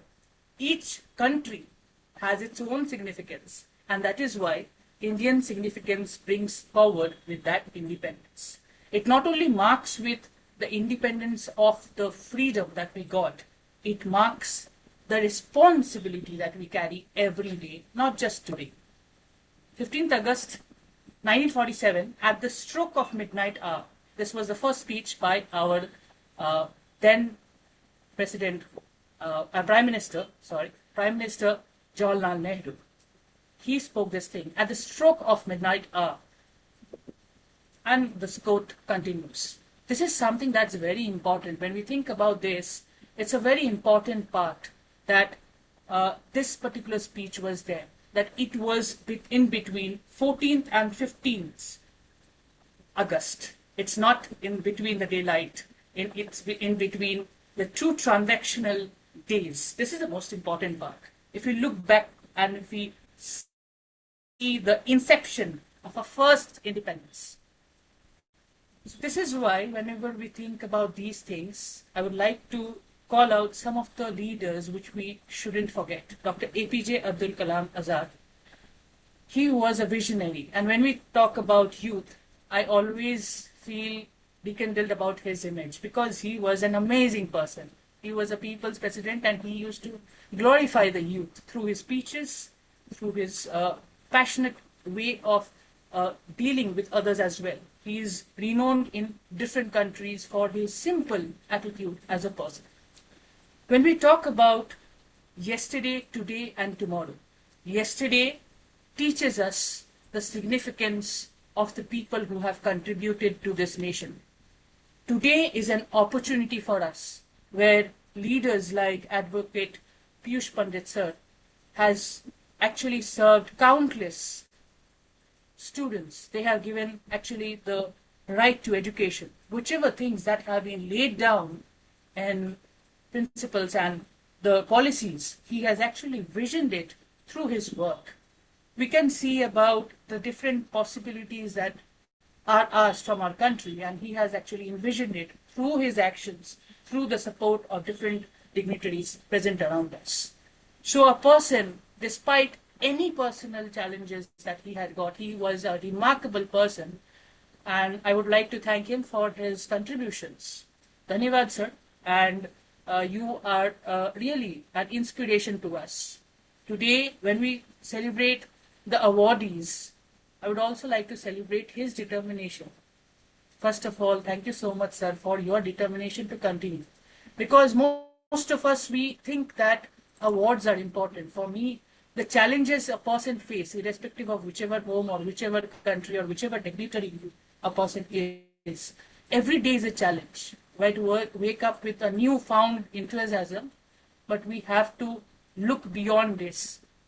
As I quoted, there have been a lot of challenges that we think. As we prepare for the future, we also need to think about the adversities we have faced in the last 5 years. And I keep quoting this every now and then, that we had seen the pandemic, we have seen the earthquakes, we have seen the Assam floods as well. When we think about positivity, we should also prepare about the things which are not under our control. How could humans come back from the adaptability feature? This is which connects from the yesterday to today. When we think about tomorrow, tomorrow is just like when you plant a seed. When somebody is planting a seed, there is a possibility of a beautiful tree. India and countries that we belong to in this world, Vasudhaiva Kutumba, as Dr. Rohi has already talked about. We think about each and every nation as a beautiful home of a world. That is why when we plant a seed, we think about how we can have a beautiful garden of all the people. Because we have just one earth. We are breathing free oxygen. This is still a gift, I think. Thank you so much for giving an opportunity. Thank you to all our dignitaries. Happy 80th Independence Day. Thank you. Thank you, Salman, for your great insights. Definitely, India today and tomorrow will be great as soon as we have great Indian citizens who are really doing their best to inspire Indians around the world. Thank you for your for being with us. From India to Tanzania, Professor Dr. Dame Shainul Banji.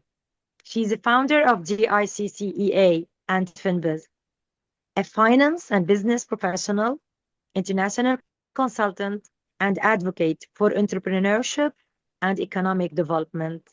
Please welcome Dame Shainul Banji. The virtual podium is yours.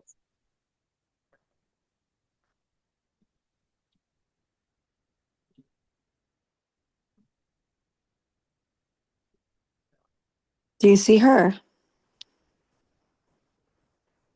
Sorry. I don't see her. I don't see her. Okay, so Yeah, she may have had, yeah. She might have some internet issues. Yes. Let's move to Suraya Bano because I can see that she is here and she is live. Yes. Professor Dr. Suraya Bano is an experienced computer science educator and Assistant Professor of Computer Science at Bilahi Mahila Mahividyalaya. Please welcome Professor Dr. Suraya Bano. The virtual podium is yours. Dr. Suraya, you can start. Ma'am. Thank you. Very good evening. This is Professor Dr. Suraya from India.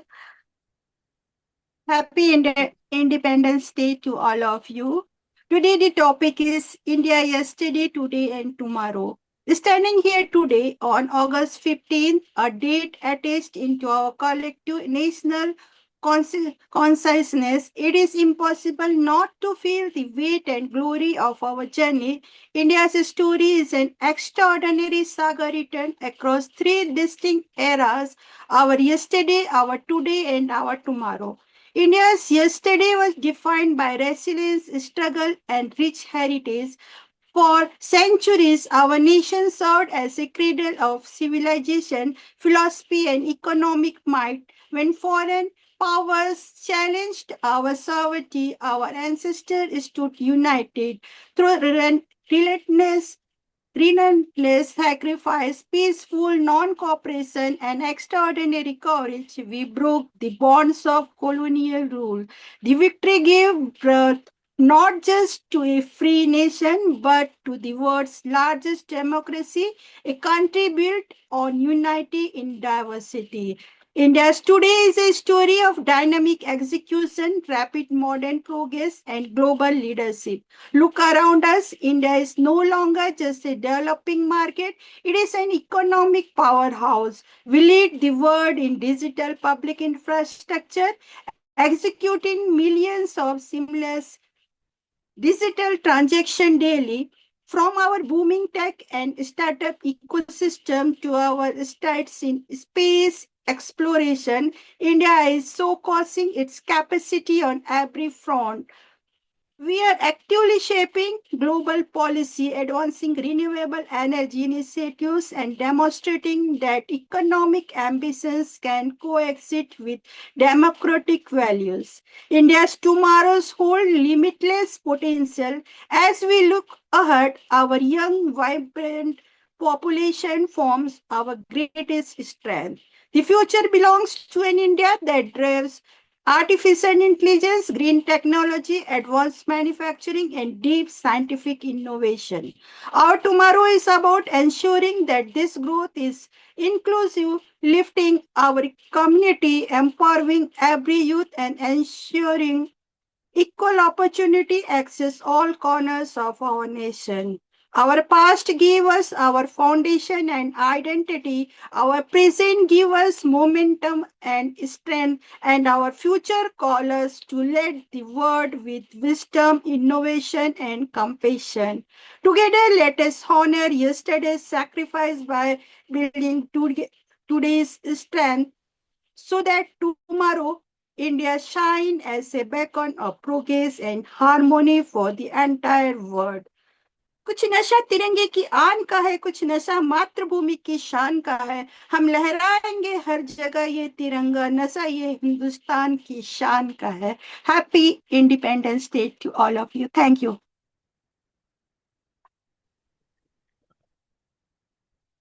Thank you. Thank you, Dr. Suraya, for your great words.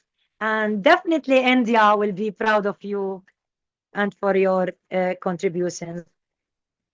Now, from India to Africa, we now turn to the academic leadership of International Internship University. Professor Dr. Charles Iboria serves as Vice Chancellor of IIU, helping guide our academic direction, international programming, and the global educator community. Please welcome our Vice Chancellor, Professor Dr. Charles Iboria. The virtual podium is yours. Please start. Thank you very much, my honorable sister, our country director of Lebanon. I need to appreciate you. I've been enjoying all what you have been saying. I give glory to God, the Father, Son, and the Holy Spirit for the graces He has granted unto you. And I thank God for all the speakers. I thank God for all the hosts, all the host speakers, and everybody. As we are wishing every one of us happy Independence Day. India is celebrating 80 years of freedom. Look at that, 80, not just 1 day, 2, 3, 4. Four of us have not been born. Even those of us that are still around, some people have been a fighter, fighting here and there, making sure that there is freedom. Now I need to give good news to our able, admirable fighter of education, who is also a social man, who also fight also socially to help people out. Our able founder, our noble of this noble university, IIU. He has been so nice, so good. He has been fighting, and I thank God for him. He needs to be awarded too. And as a result, he said, no child should be deprived of education, and no youth should be deprived of skills. He has given all the youth, he has given all the children that particular education which we need. And we need to give kudos to God for him. We are welcoming the organization IIU International, a world of knowledge and education. As we all know, because of his fighter, a great fighter, he has been able to employ, give opportunity to many people, so as to showcase their skills, their intelligence. As we all know, IIU has achieved excellency in the field of virtual education at an affordable price and free education for the underprivileged, reaching every child of every doorstep across the globe. Look at that, across the whole world. Look at that. He has empowered people, and these same people are the one working to empower other people. That is what God wants us to do. God has empowered us, we should empower other people. A great fighter, look at that, educational fighter. As we all know, IIU has been so innovative in the area of education, always connecting education with practical experiences, internship skills, look at that, and global opportunity. Look at that. We give kudos to the founder, who is also a social impact, has always been contributing towards education, rural development, community empowerment, and also inclusive growth. These are the key things that will bring India yesterday, today, and tomorrow. Growth. We need growth. We need to empower people. We need to make people to go to attend school. We need to bring some skills. Younger ones are being used. Look at that. It will expand the Indian. And thank God for having the founder, Sir Advocate Piyush Pandey, in our Indian organization areas. Empower village, global village, everything. And thank God for all the people that are working together. Look at that. They work with one mind. A great visionary who believe in developing India, not only in a large city, but also in the village, classroom, laboratory, start-up, farms. Look at that. Farms and business and community. Look at that. Farm. Where you go to farm, all those one development. Look at that. Tell me, why will India not grow? India will actually grow because this great founder believe in empowering youth, giving them the opportunity to make themselves great. What type of great? Great innovator, great empowering women. Look at that, skilled workers, responsible entrepreneur, and committed citizen. Look at that. Look at this, all the things, all its legacy, which most of us are carrying. We are taking to develop other countries too. The founder, Sir Advocate Piyush Pandey, believe in transforming Indian human potential into Indian greatest strengths. Look at that. By the time all these things are done, everybody is accepting it. You know, tomorrow now, India will be so marvelous. Beat a lot of countries, all the powerful countries, because it's also contributing its impact in various countries. It's one of the freedom fighters in India who has been appreciating all the freedom fighters. Look at that. And also the citizens, he have been appreciating them, giving them awards, giving them certificate, look at appreciating them, that well done for the work done. Keep on doing more, which we need. These are what people want. We continue building the nation in their own ways, making sure they are being enlightened, making sure they are being empowered. These are the things we want that brings growth. All these things, having a human being, having somebody who is selfless, who is giving himself his time, helping out, doing all these necessary things, giving award, all those things. This brings growth. Thank God for him who came, who gave him the opportunity to form 4 councils. 4 councils were formed again, so as education will be expanding, so that we have growth, proper growth, not just small growth, proper one. like the International Council Education, like the International Student Development Council, like the International Youth Development Council, and the Women Empowerment Entrepreneur Council. These are council, powerful council, headed by people of intellectual, of knowledge, people that are creative, people that are dynamic. God was able to show him all the people, the key people he placed in that place. Tell me, where would there be growth? Powerful growth. A lot of growth will establish. A lot will be there because God has given someone.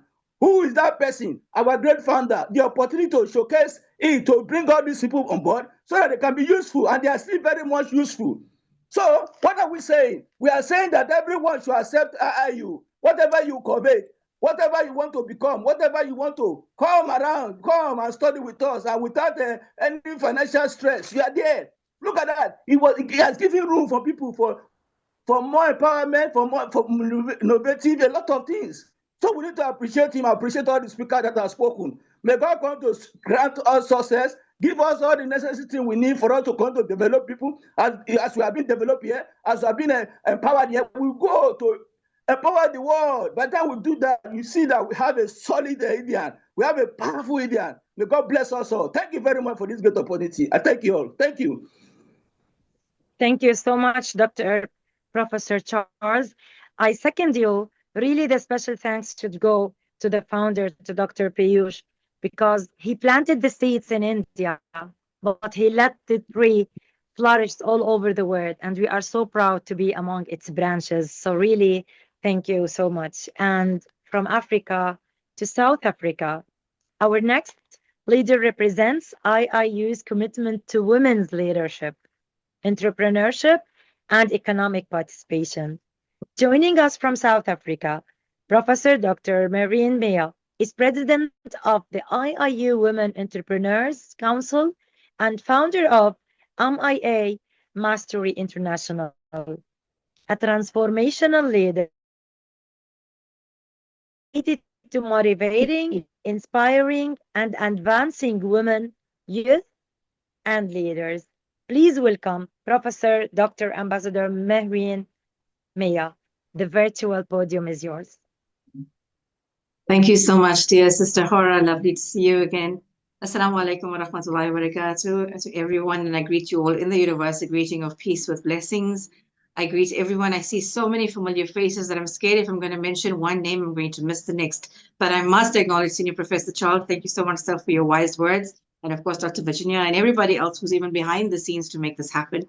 Yeah, I don't want to repeat what so many people have said already in terms of celebrating today. It is a celebration indeed.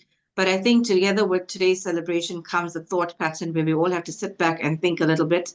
In the past, not even year, in the past few months, there have been so many challenges for so many people, so many leaders who have gone challenges, so many people who have endured challenges.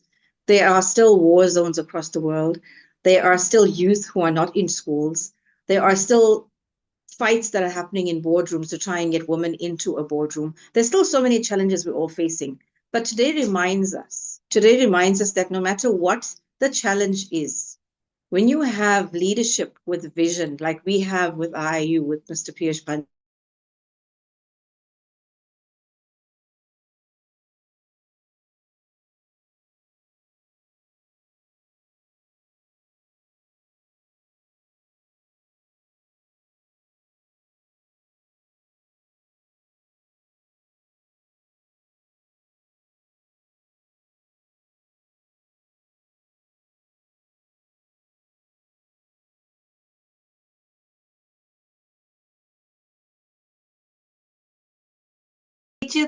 mention of independence is that India fought. India fought, but not a fighting battle of just one. Fought for many. The independence is not just for one. The independence is for many. So today, so many people can sit independently as leaders, even on this platform. All of us come together. And it's so beautiful when I look at all of us here and I listen to all of us from all different parts of the globe, that we are able to come together as one. For me, that is what we all should be aiming for. Look past it. We don't see the race. We don't see the color. We don't see the religion. We just see human beings. We just see the fight for humanity. We just see that we all want to overcome and give each other peace and grow together. This is what brings us all together. And a platform like this with our IU teaches us the key for that, education. So we thank our visionary leader for that. We thank each one of us and every single person who's putting their heart out there to give someone else that level of independence to grow who they have to be. But more than that, I'm going to say thank you to every one of you, because coming together for me shows the entire world. Every leader who was on today's platform shows the entire world what true leadership is about. It is about caring for the vision of independence of a person, because all of us here are touching people. We're not just touching nations. And when we touch the one, we touch each other. And we all know when we talk about empowerment, to empower one, yes, is very good. You empower a family. That family can empower a community. That community will empower then a society. The societies then empower a nation. Nation upon nation becomes empowered, and you have an empowered globe. And we will be able to strive for that if we continue the way we are. So thank you so much for having me and allowing me this opportunity to speak. Amazing to have to hear so many amazing people. But I'm going to say Happy Independence Day to India, and I'm going to in advance say Happy Independence to everyone out there who's fighting their own challenge wherever you may be. God bless.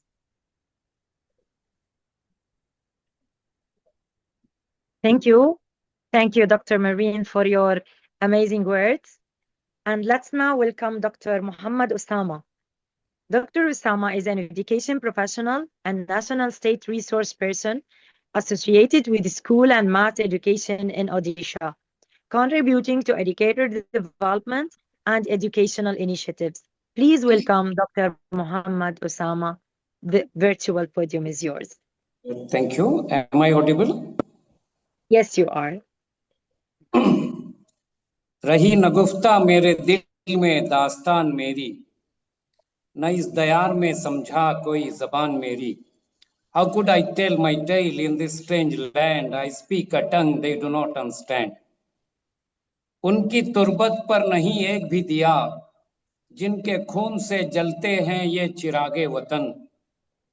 जगमगा रहे हैं मकबरे उनके, जो बेचा करते थे शहीदों के कफन, जो बेचा करते थे शहीदों के कफन. Never have I seen a lighted candle on the grave of the martyr.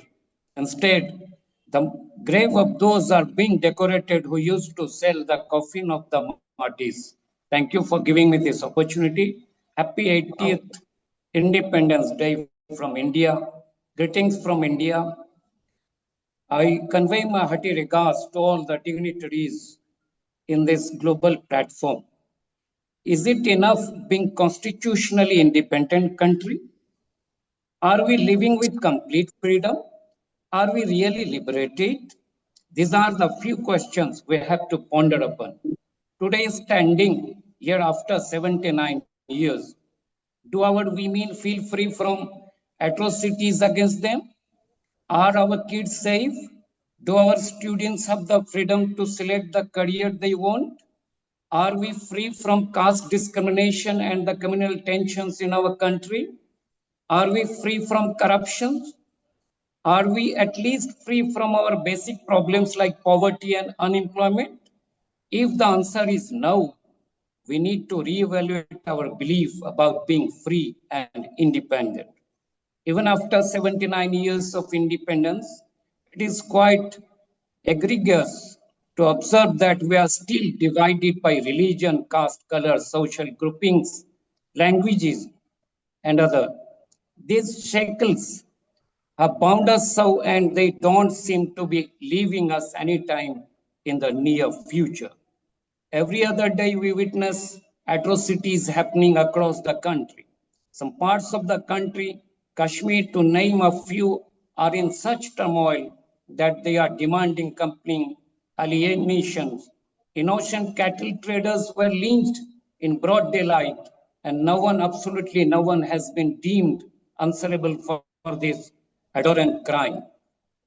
People who try to promulgate even a silver of contempt against the government are branded as anti-nationals.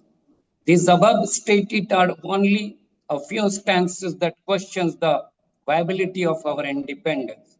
We have been witnessing this turmoil in great strength during the last 3 years, as if in a calculated way. Where do we go from here? India, to the largest democracy in the world, the Constitution of India gives its citizens 6 rights, known as the fundamental rights. We have the right to freedom, right to education and culture, right against exploitation, right to equality, right to freedom of religion, right to constitutional remedies.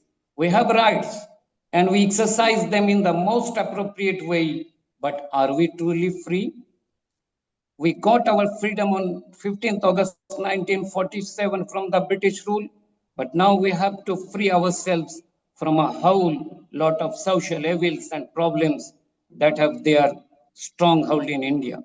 Corruption is one of the major problems which has been haunting Indians and adversely affecting Indian economic system. Though we are an independent country, we are not able to get free from corruption, which has made its way into the hearts of veins of most of the government offices.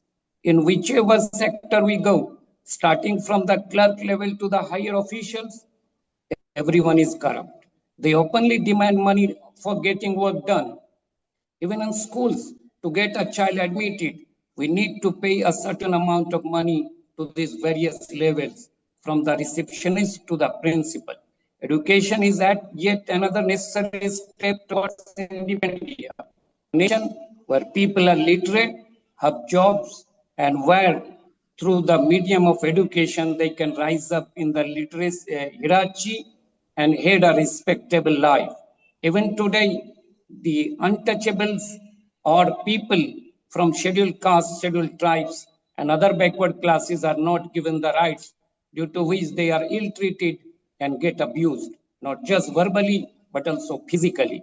They even have to resort to manual scavenging in order to earn living. The crime rate has increased in the cities. Not just women are being molested, teased on the way they dress, but also old age people and children are victims of such crimes.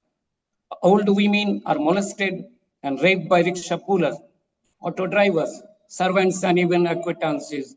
There was a time when the aged were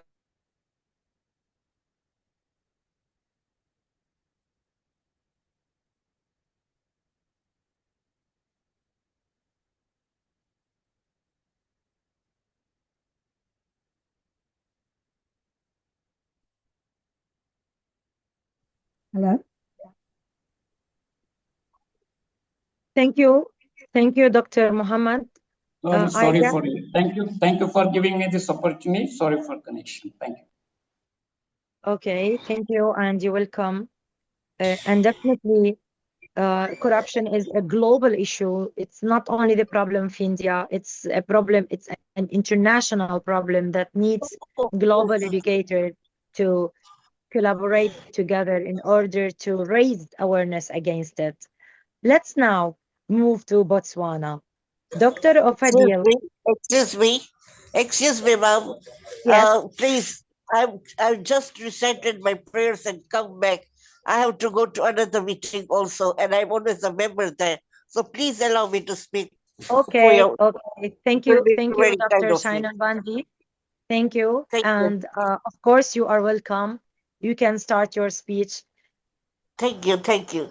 Peace greetings to all present here, distinguished IAU's office bearers, esteemed leaders and educators, ladies and gentlemen. It's a great honor to address a vision that is not merely about the development of a nation, but about the transformation of a generation, the vision of Viksit Bharat, a developed India. When we speak of Viksit Bharat, we must not think only of modern cities, advanced technology, economic growth, infrastructure, or global competitiveness. True development is ultimately about people. A truly developed nation is one where every citizen enjoys dignity, opportunity, education, security, and freedom to contribute meaningfully to society. Therefore, if we are to build Viksit Bharat, we must first ask a fundamental question. What kind of leaders will shape the India of tomorrow? The future will not be defined merely by those who hold positions of authority. It will be shaped by individuals who embody vision, integrity, courage, competence, and compassion. First, future leaders must be visionary. The leaders of tomorrow must be capable of looking beyond present challenges and envisioning future possibilities. They must ask, what can India become? What can humanity become? What meaningful contribution can I make? The world is evolving rapidly through artificial intelligence, biotechnology, renewable energy, digital transformation, and emerging forms of communication. Future leaders must therefore be lifelong learners. A certificate may open a door, but continuous learning ensures that the door remains open. Second, future leaders must be ethical. Mama. Thirdly, future leaders must be inclusive. Fourth, future leaders must be champions of sustainability. We must remember we do not inherit the earth from our ancestors. We hold it in trust for future generations. Fifth, future leaders must be technologically independent and technologically intelligent, but human at heart. Tomorrow's leaders must understand technology. Sixth, future leaders must be global citizens, as said before. Finally, future leaders must have compassion. Leadership is not about asking how powerful I can become. It is about asking how many lives can I positively impact. Ladies and gentlemen, Viksit Bharat is ultimately more than a national aspiration. It is a generational responsibility. The India that emerges in the coming decades will be shaped by the values, decisions, and actions of today's youth. Therefore, let us prepare future leaders who are visionary in thinking, ethical in conduct, innovative in action, inclusive in leadership, sustainable in development, digitally competent, globally aware, and compassionate in service. And let us remember a fundamental truth. A developed nation is not built by infrastructure alone, it is built by developed minds, strong values, robust institutions, and compassionate hearts. The future is not something we wait for. The future is something we create. Let's therefore rise to the responsibility of our generation. Let's build a Viksit Bharat. Let's build a sustainable Bharat. Let us build an inclusive Bharat.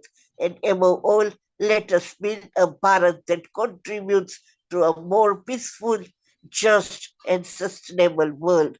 And let us move forward together with vision, courage, and humanity. Thank you all for listening to me.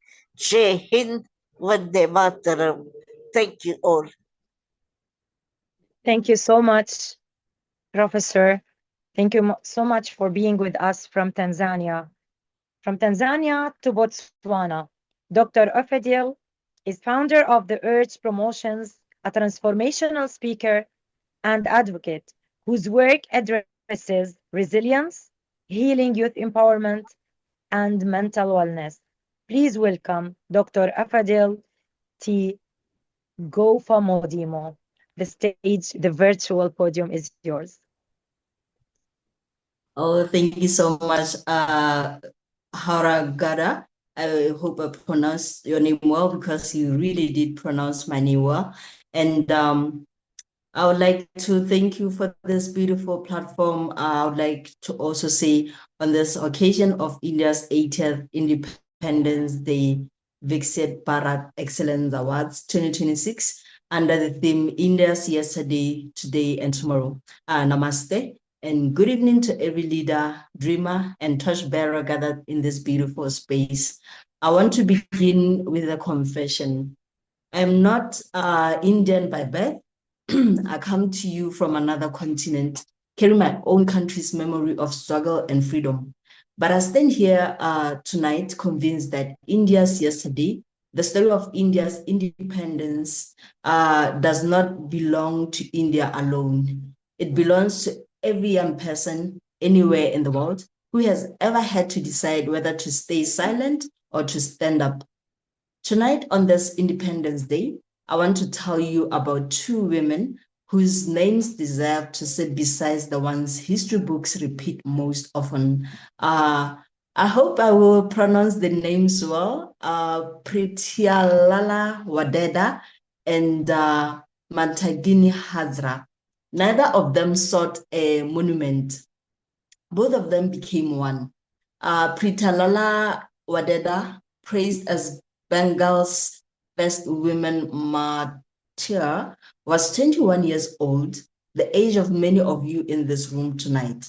Perhaps the age of your younger sister, of your student, or your student, when she had a team of revolutionaries against the Bahatali European Club in Chittagong on the night of 24 September 1932.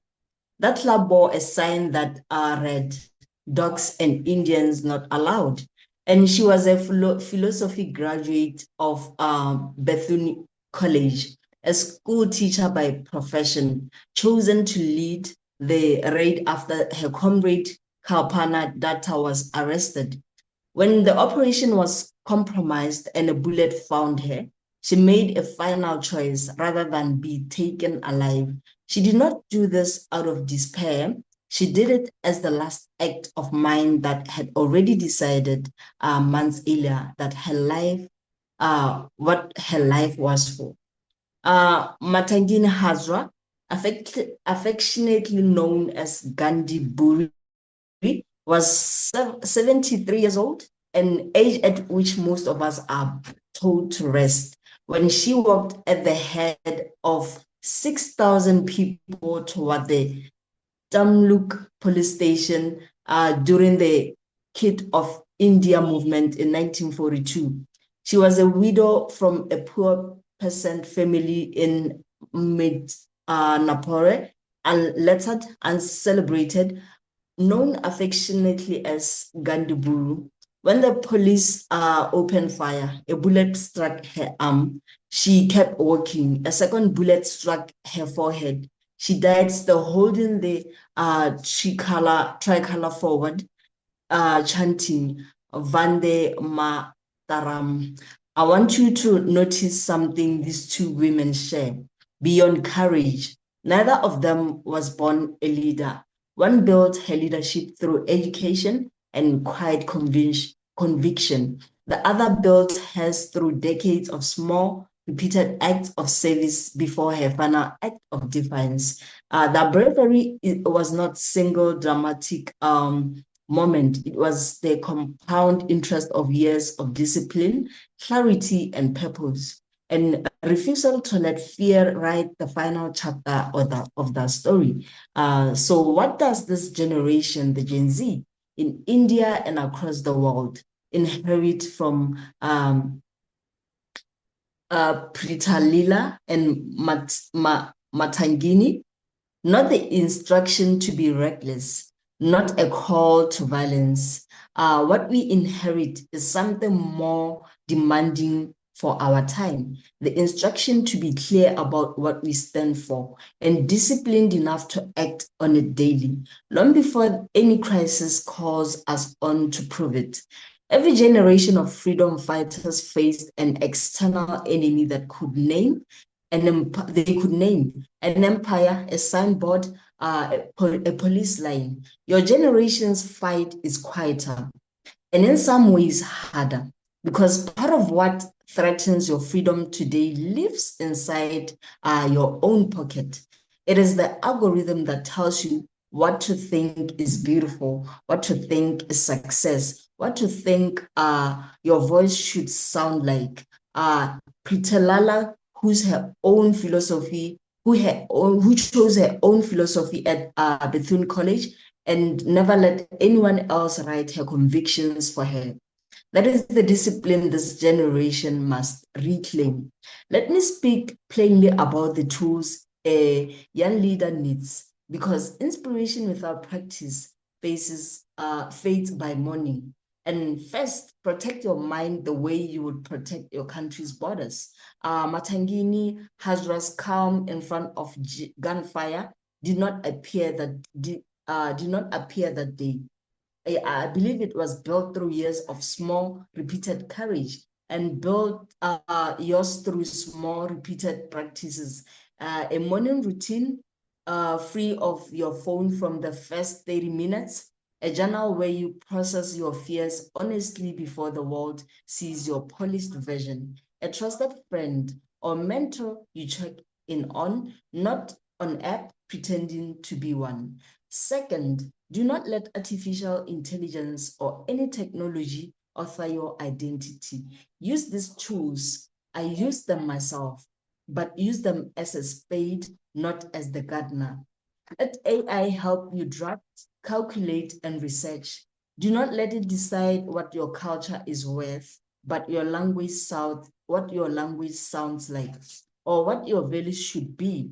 Your grandmother's stories, your regional language, your festivals, your food, your music. These are not content to be optimized. They are inheritance to be carried. Third, root your ambition in service, not spectacle. Pritilala did not fight for a statue. Matangini did not march for a headline. Ask yourself, before every achievement you chase, who does this actually serve?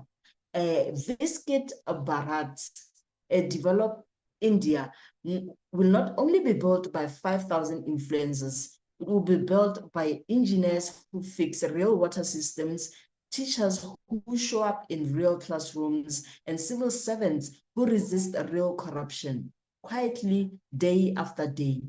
Fourth, understand that rest is not betrayal of the cause. Even Matangini Hazra in the decades before her final march, lived an ordinary life of service between moments of protest. Burnout has ended more good movements than any oppressor ever did.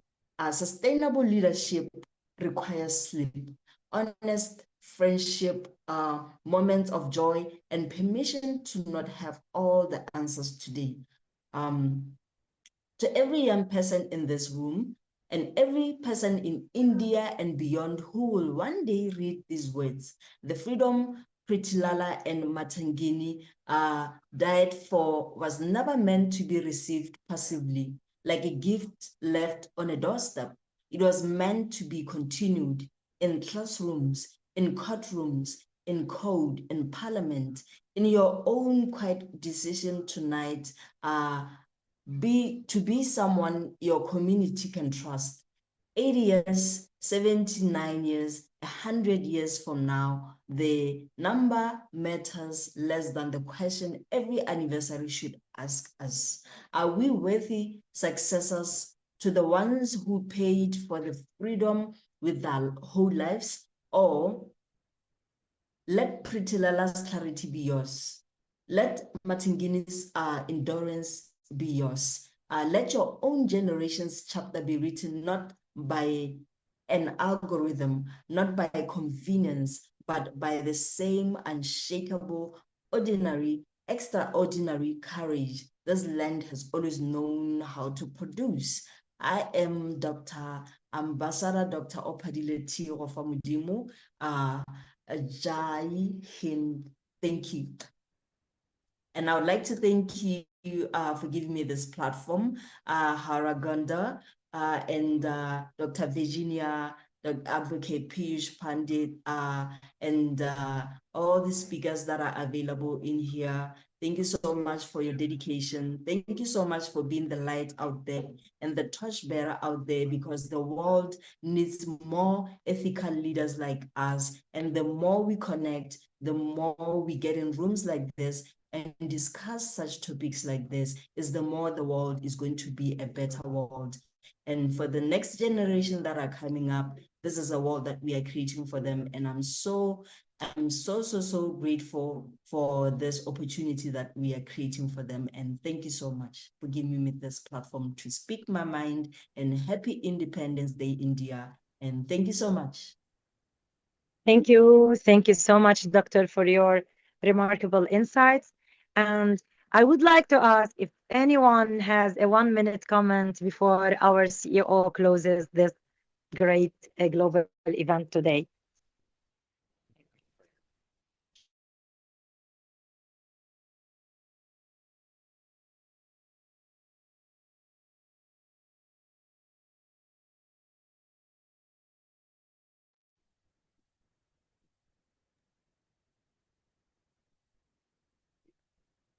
You are Dr. Virginia, you are muted. Hello. Yes. Yeah, Hawraa. Hi. Okay. Yes. Nechel. Should I go ahead? Or should I take this opportunity? Yes, If please, you but allow me? 1 minute only, please. Go ahead. Sure. Absolutely. Thank you so very much, and for this opportunity. It was lovely listening to each one, and India going global. This is something to be really proud of. Really thankful for this entire opportunity, having heard Dr. Offerdial, Honorable Dr. Fratini, and even Professor John, for that matter. Everybody, gave him very good insights, took us through the history, the future, what exactly India would be doing. One thing that I just wish to add, that freedom is our mental status. We need to have this in our mind whether we are free or not. Like, if it comes from within, it comes from your head. I'll just take a short story out here of an elephant. That if an elephant is tied, a small elephant, baby elephant is tied to a very weak rope also, it won't be able to pull it as strongly as a bigger elephant would do it. But as soon as it turns, elder, it grows up, and then when you tie it with that same rope, it will remain there because it finds it in its head that it won't be able to escape that particular rope, just like the circus tamed animals. So I think it's from within that we need to feel whether we are free or not. Uh, that's what true freedom would be. Thank you so very much for giving us. Thank you. Thank you so much, Nakhil, for your comment. And anyone else would like to say last comment before we move to Dr. Virginia?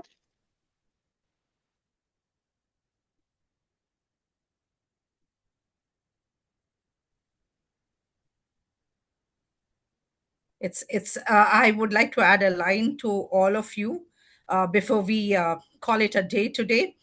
Yes, Dr. Firstly, so proud and so thankful to the entire team who working for it. Thank you to Advocate Piyush, Dr. Virginia, and the entire team of yours bringing this together, putting this all right and so smooth and so very enriching, so very insightful, that I'm sure we're going to carry back sentences of each one of y'all. I'm carrying back so much to be putting it from tomorrow onwards into practice, into action. And I'm sure we all will do so. And it's an exposure. Advocate Piyush, your vision has made Vasudeva Kutumbakam come alive today. The world celebrating India's 80th. What better we could ask for? Thank you so much. Jai Hind and Jai Bharat. Thank you. Thank you, Dr. Ruhi.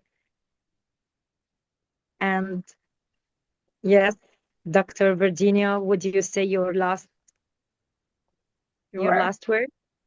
Yes, thank you. Thank you so much, Hara. What a meaningful way to celebrate 80 years of India's independence.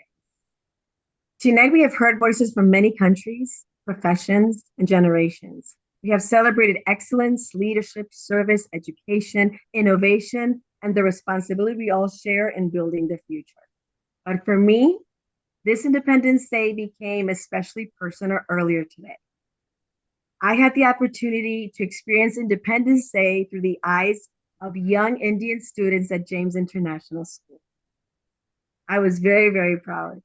I watched their pride. I watched and I listened to their voices. I saw the excitement with which they spoke about their country, how they danced, how they read poetry, how they sang. I mean, I was completely moved. And it reminded me of something very important. A nation's future is not only written in policies, institutions, or economic statistics. It is visible in the eyes of our children. When a young student speaks proudly about India, dreams about what they want to do in their country and what they want to become, wow, then we're doing our job. You know, it really made me so happy today to sit for 3 hours, just seeing their eyes shine and really loving their country. When a young student speaks proudly of where they live, you know you're doing something right because it doesn't happen everywhere. I live in another country and I don't see that happen often. So I was extremely moved today about how we're really transmitting this to our children. I mean, your children here in this country, but I'm taking that with me home because that's something that I really treasured. So I just wanted to share that with you. What will the next generation inherit from us? Will they inherit greater opportunities, better education, stronger institutions, more inclusive economies, the confidence to innovate, the freedom to dream beyond their circumstances? At International Internship University, this is a responsibility we take seriously. Our founder advocate Piyush Pandit created IIU from a belief that education should cross borders, connect knowledge with real experience, and create opportunities and pathways for everyone. I have to say that today that vision connects educators, professionals, leaders, students, and partners from across the world. And tonight's gathering is a proof that India's story is an increasingly global story. The reason why we celebrated having a host that's from Lebanon, we could have picked an Indian. There's so many talented people, but we are global. And India is not shaping the future. India is leading the world. And I do hope that you all understand this. And I see this from other perspectives and other stages. India is leading the world. And I am very, very proud. So thank you. Let me see who this is. Go ahead, doctor. Go ahead. I already solved the issue. Okay, thank you. So may I remind you that excellence carries responsibility. You know, I saw something really wonderful today, and these children are just regular kids, average children, very, very happy to be here and to be in their country. So let's continue to serve, let's continue to build, and let's continue to lead. Let's continue to create opportunities for someone who has not yet found theirs, what they want to do. And I know, Dr. Ruji, this goes directly to what you do. But young people of India, including the students who I saw today, the next chapter belongs to you. Learn, question, innovate, build, protect what is valuable in your heritage while having the courage to imagine what does not exist yet. India has spent 80 years building a free nation. The next challenge is to continue building a nation becomes opportunity, opportunity becomes participation, and participation becomes prosperity for all. Tonight, we lit a symbolic lamp of knowledge. May that light continue to shine beyond this conference. May it illuminate classrooms, communities, May it illuminate dreams of young people. And may it illuminate the path toward a stronger, more innovative, more inclusive, and a truly Viksit Bharat. 80 years of freedom, a future of possibilities. Thank you all for being here. Happy Independence Day, India. Thank you. Thank you, Dr. Virginia, for this amazing official closing. And I would like to say that I may not have the Indian nationality. I'm not an Indian citizen. But today I discovered that we all, not only me as Lebanese, but I see it in the eyes of Dr. John, in Her Royal, in all the great speakers, we really feel that we have the Indian spirit and the Indian passion. So thank you for giving me this honor to be celebrating with you the best day of India, Indian 80th Independence Day. Thank you on behalf of IIU. We extend our sincere gratitude to our founder, to our great Piyush Pandit, to Vice Chancellor, to Executive Director, to Global Affairs, Chief Guest of Honor, IIU leadership of Piyush Group and companies and trusts, our distinguished guests, and every global speaker who shared their voice with us, and every Indian citizen, even after independence, and even those who fight for independence and for the Indian generations to come. Thank you for making this great day possible. And to our international guests, thank you for joining us. Congratulations to the awardees. Today, we did in 3 hours more than commemorating the past. We are imagining the future. And as Dr. Virginia said, India is leading the future of the world by combining and connecting us all together, driven by innovation, strengthened by education, and connected through global platforms, global network, International Internship University. May the lamp we symbolically lit today continue to remind us that knowledge becomes truly powerful when we use it to illuminate the path of others. Happy 80th Independence Day, India. Jai Hind. And before we conclude, I would like to invite you all to open your cameras so that we can see the beautiful faces and take the official photograph.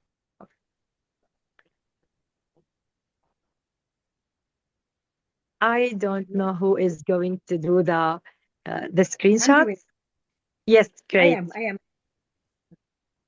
I'm going to do a few. 2, 3. Okay, we got them. Thank you, everyone. Thank you. And let's say together, Happy Indian Independence Day. Happy Independence Day. Thank you very much. 80 great years. Thank you. We're very Thank you, proud of Hawraa. you. Thank you. Delicious. More blessings. Keep going That's good. forward and up. We're very proud of you. I don't think Professor Charles was here. Was he? Okay. Yes. Yeah. Goodie. Well done. Thank you, Virginia. Thank you, Advocate Piyush. Thank you, Hawraa. And thank you, Your Excellency. Thank you, everybody out there. Loved being here. Thank you, Jai Hind. Thank you. We're very proud of Indian nation inside and outside India. Keep going forward and up to the Mars. Thank you. Bless you. You all Thank made you. it possible. You all made it possible. Thank you for Thank being you. with us. Thank you. Thank you.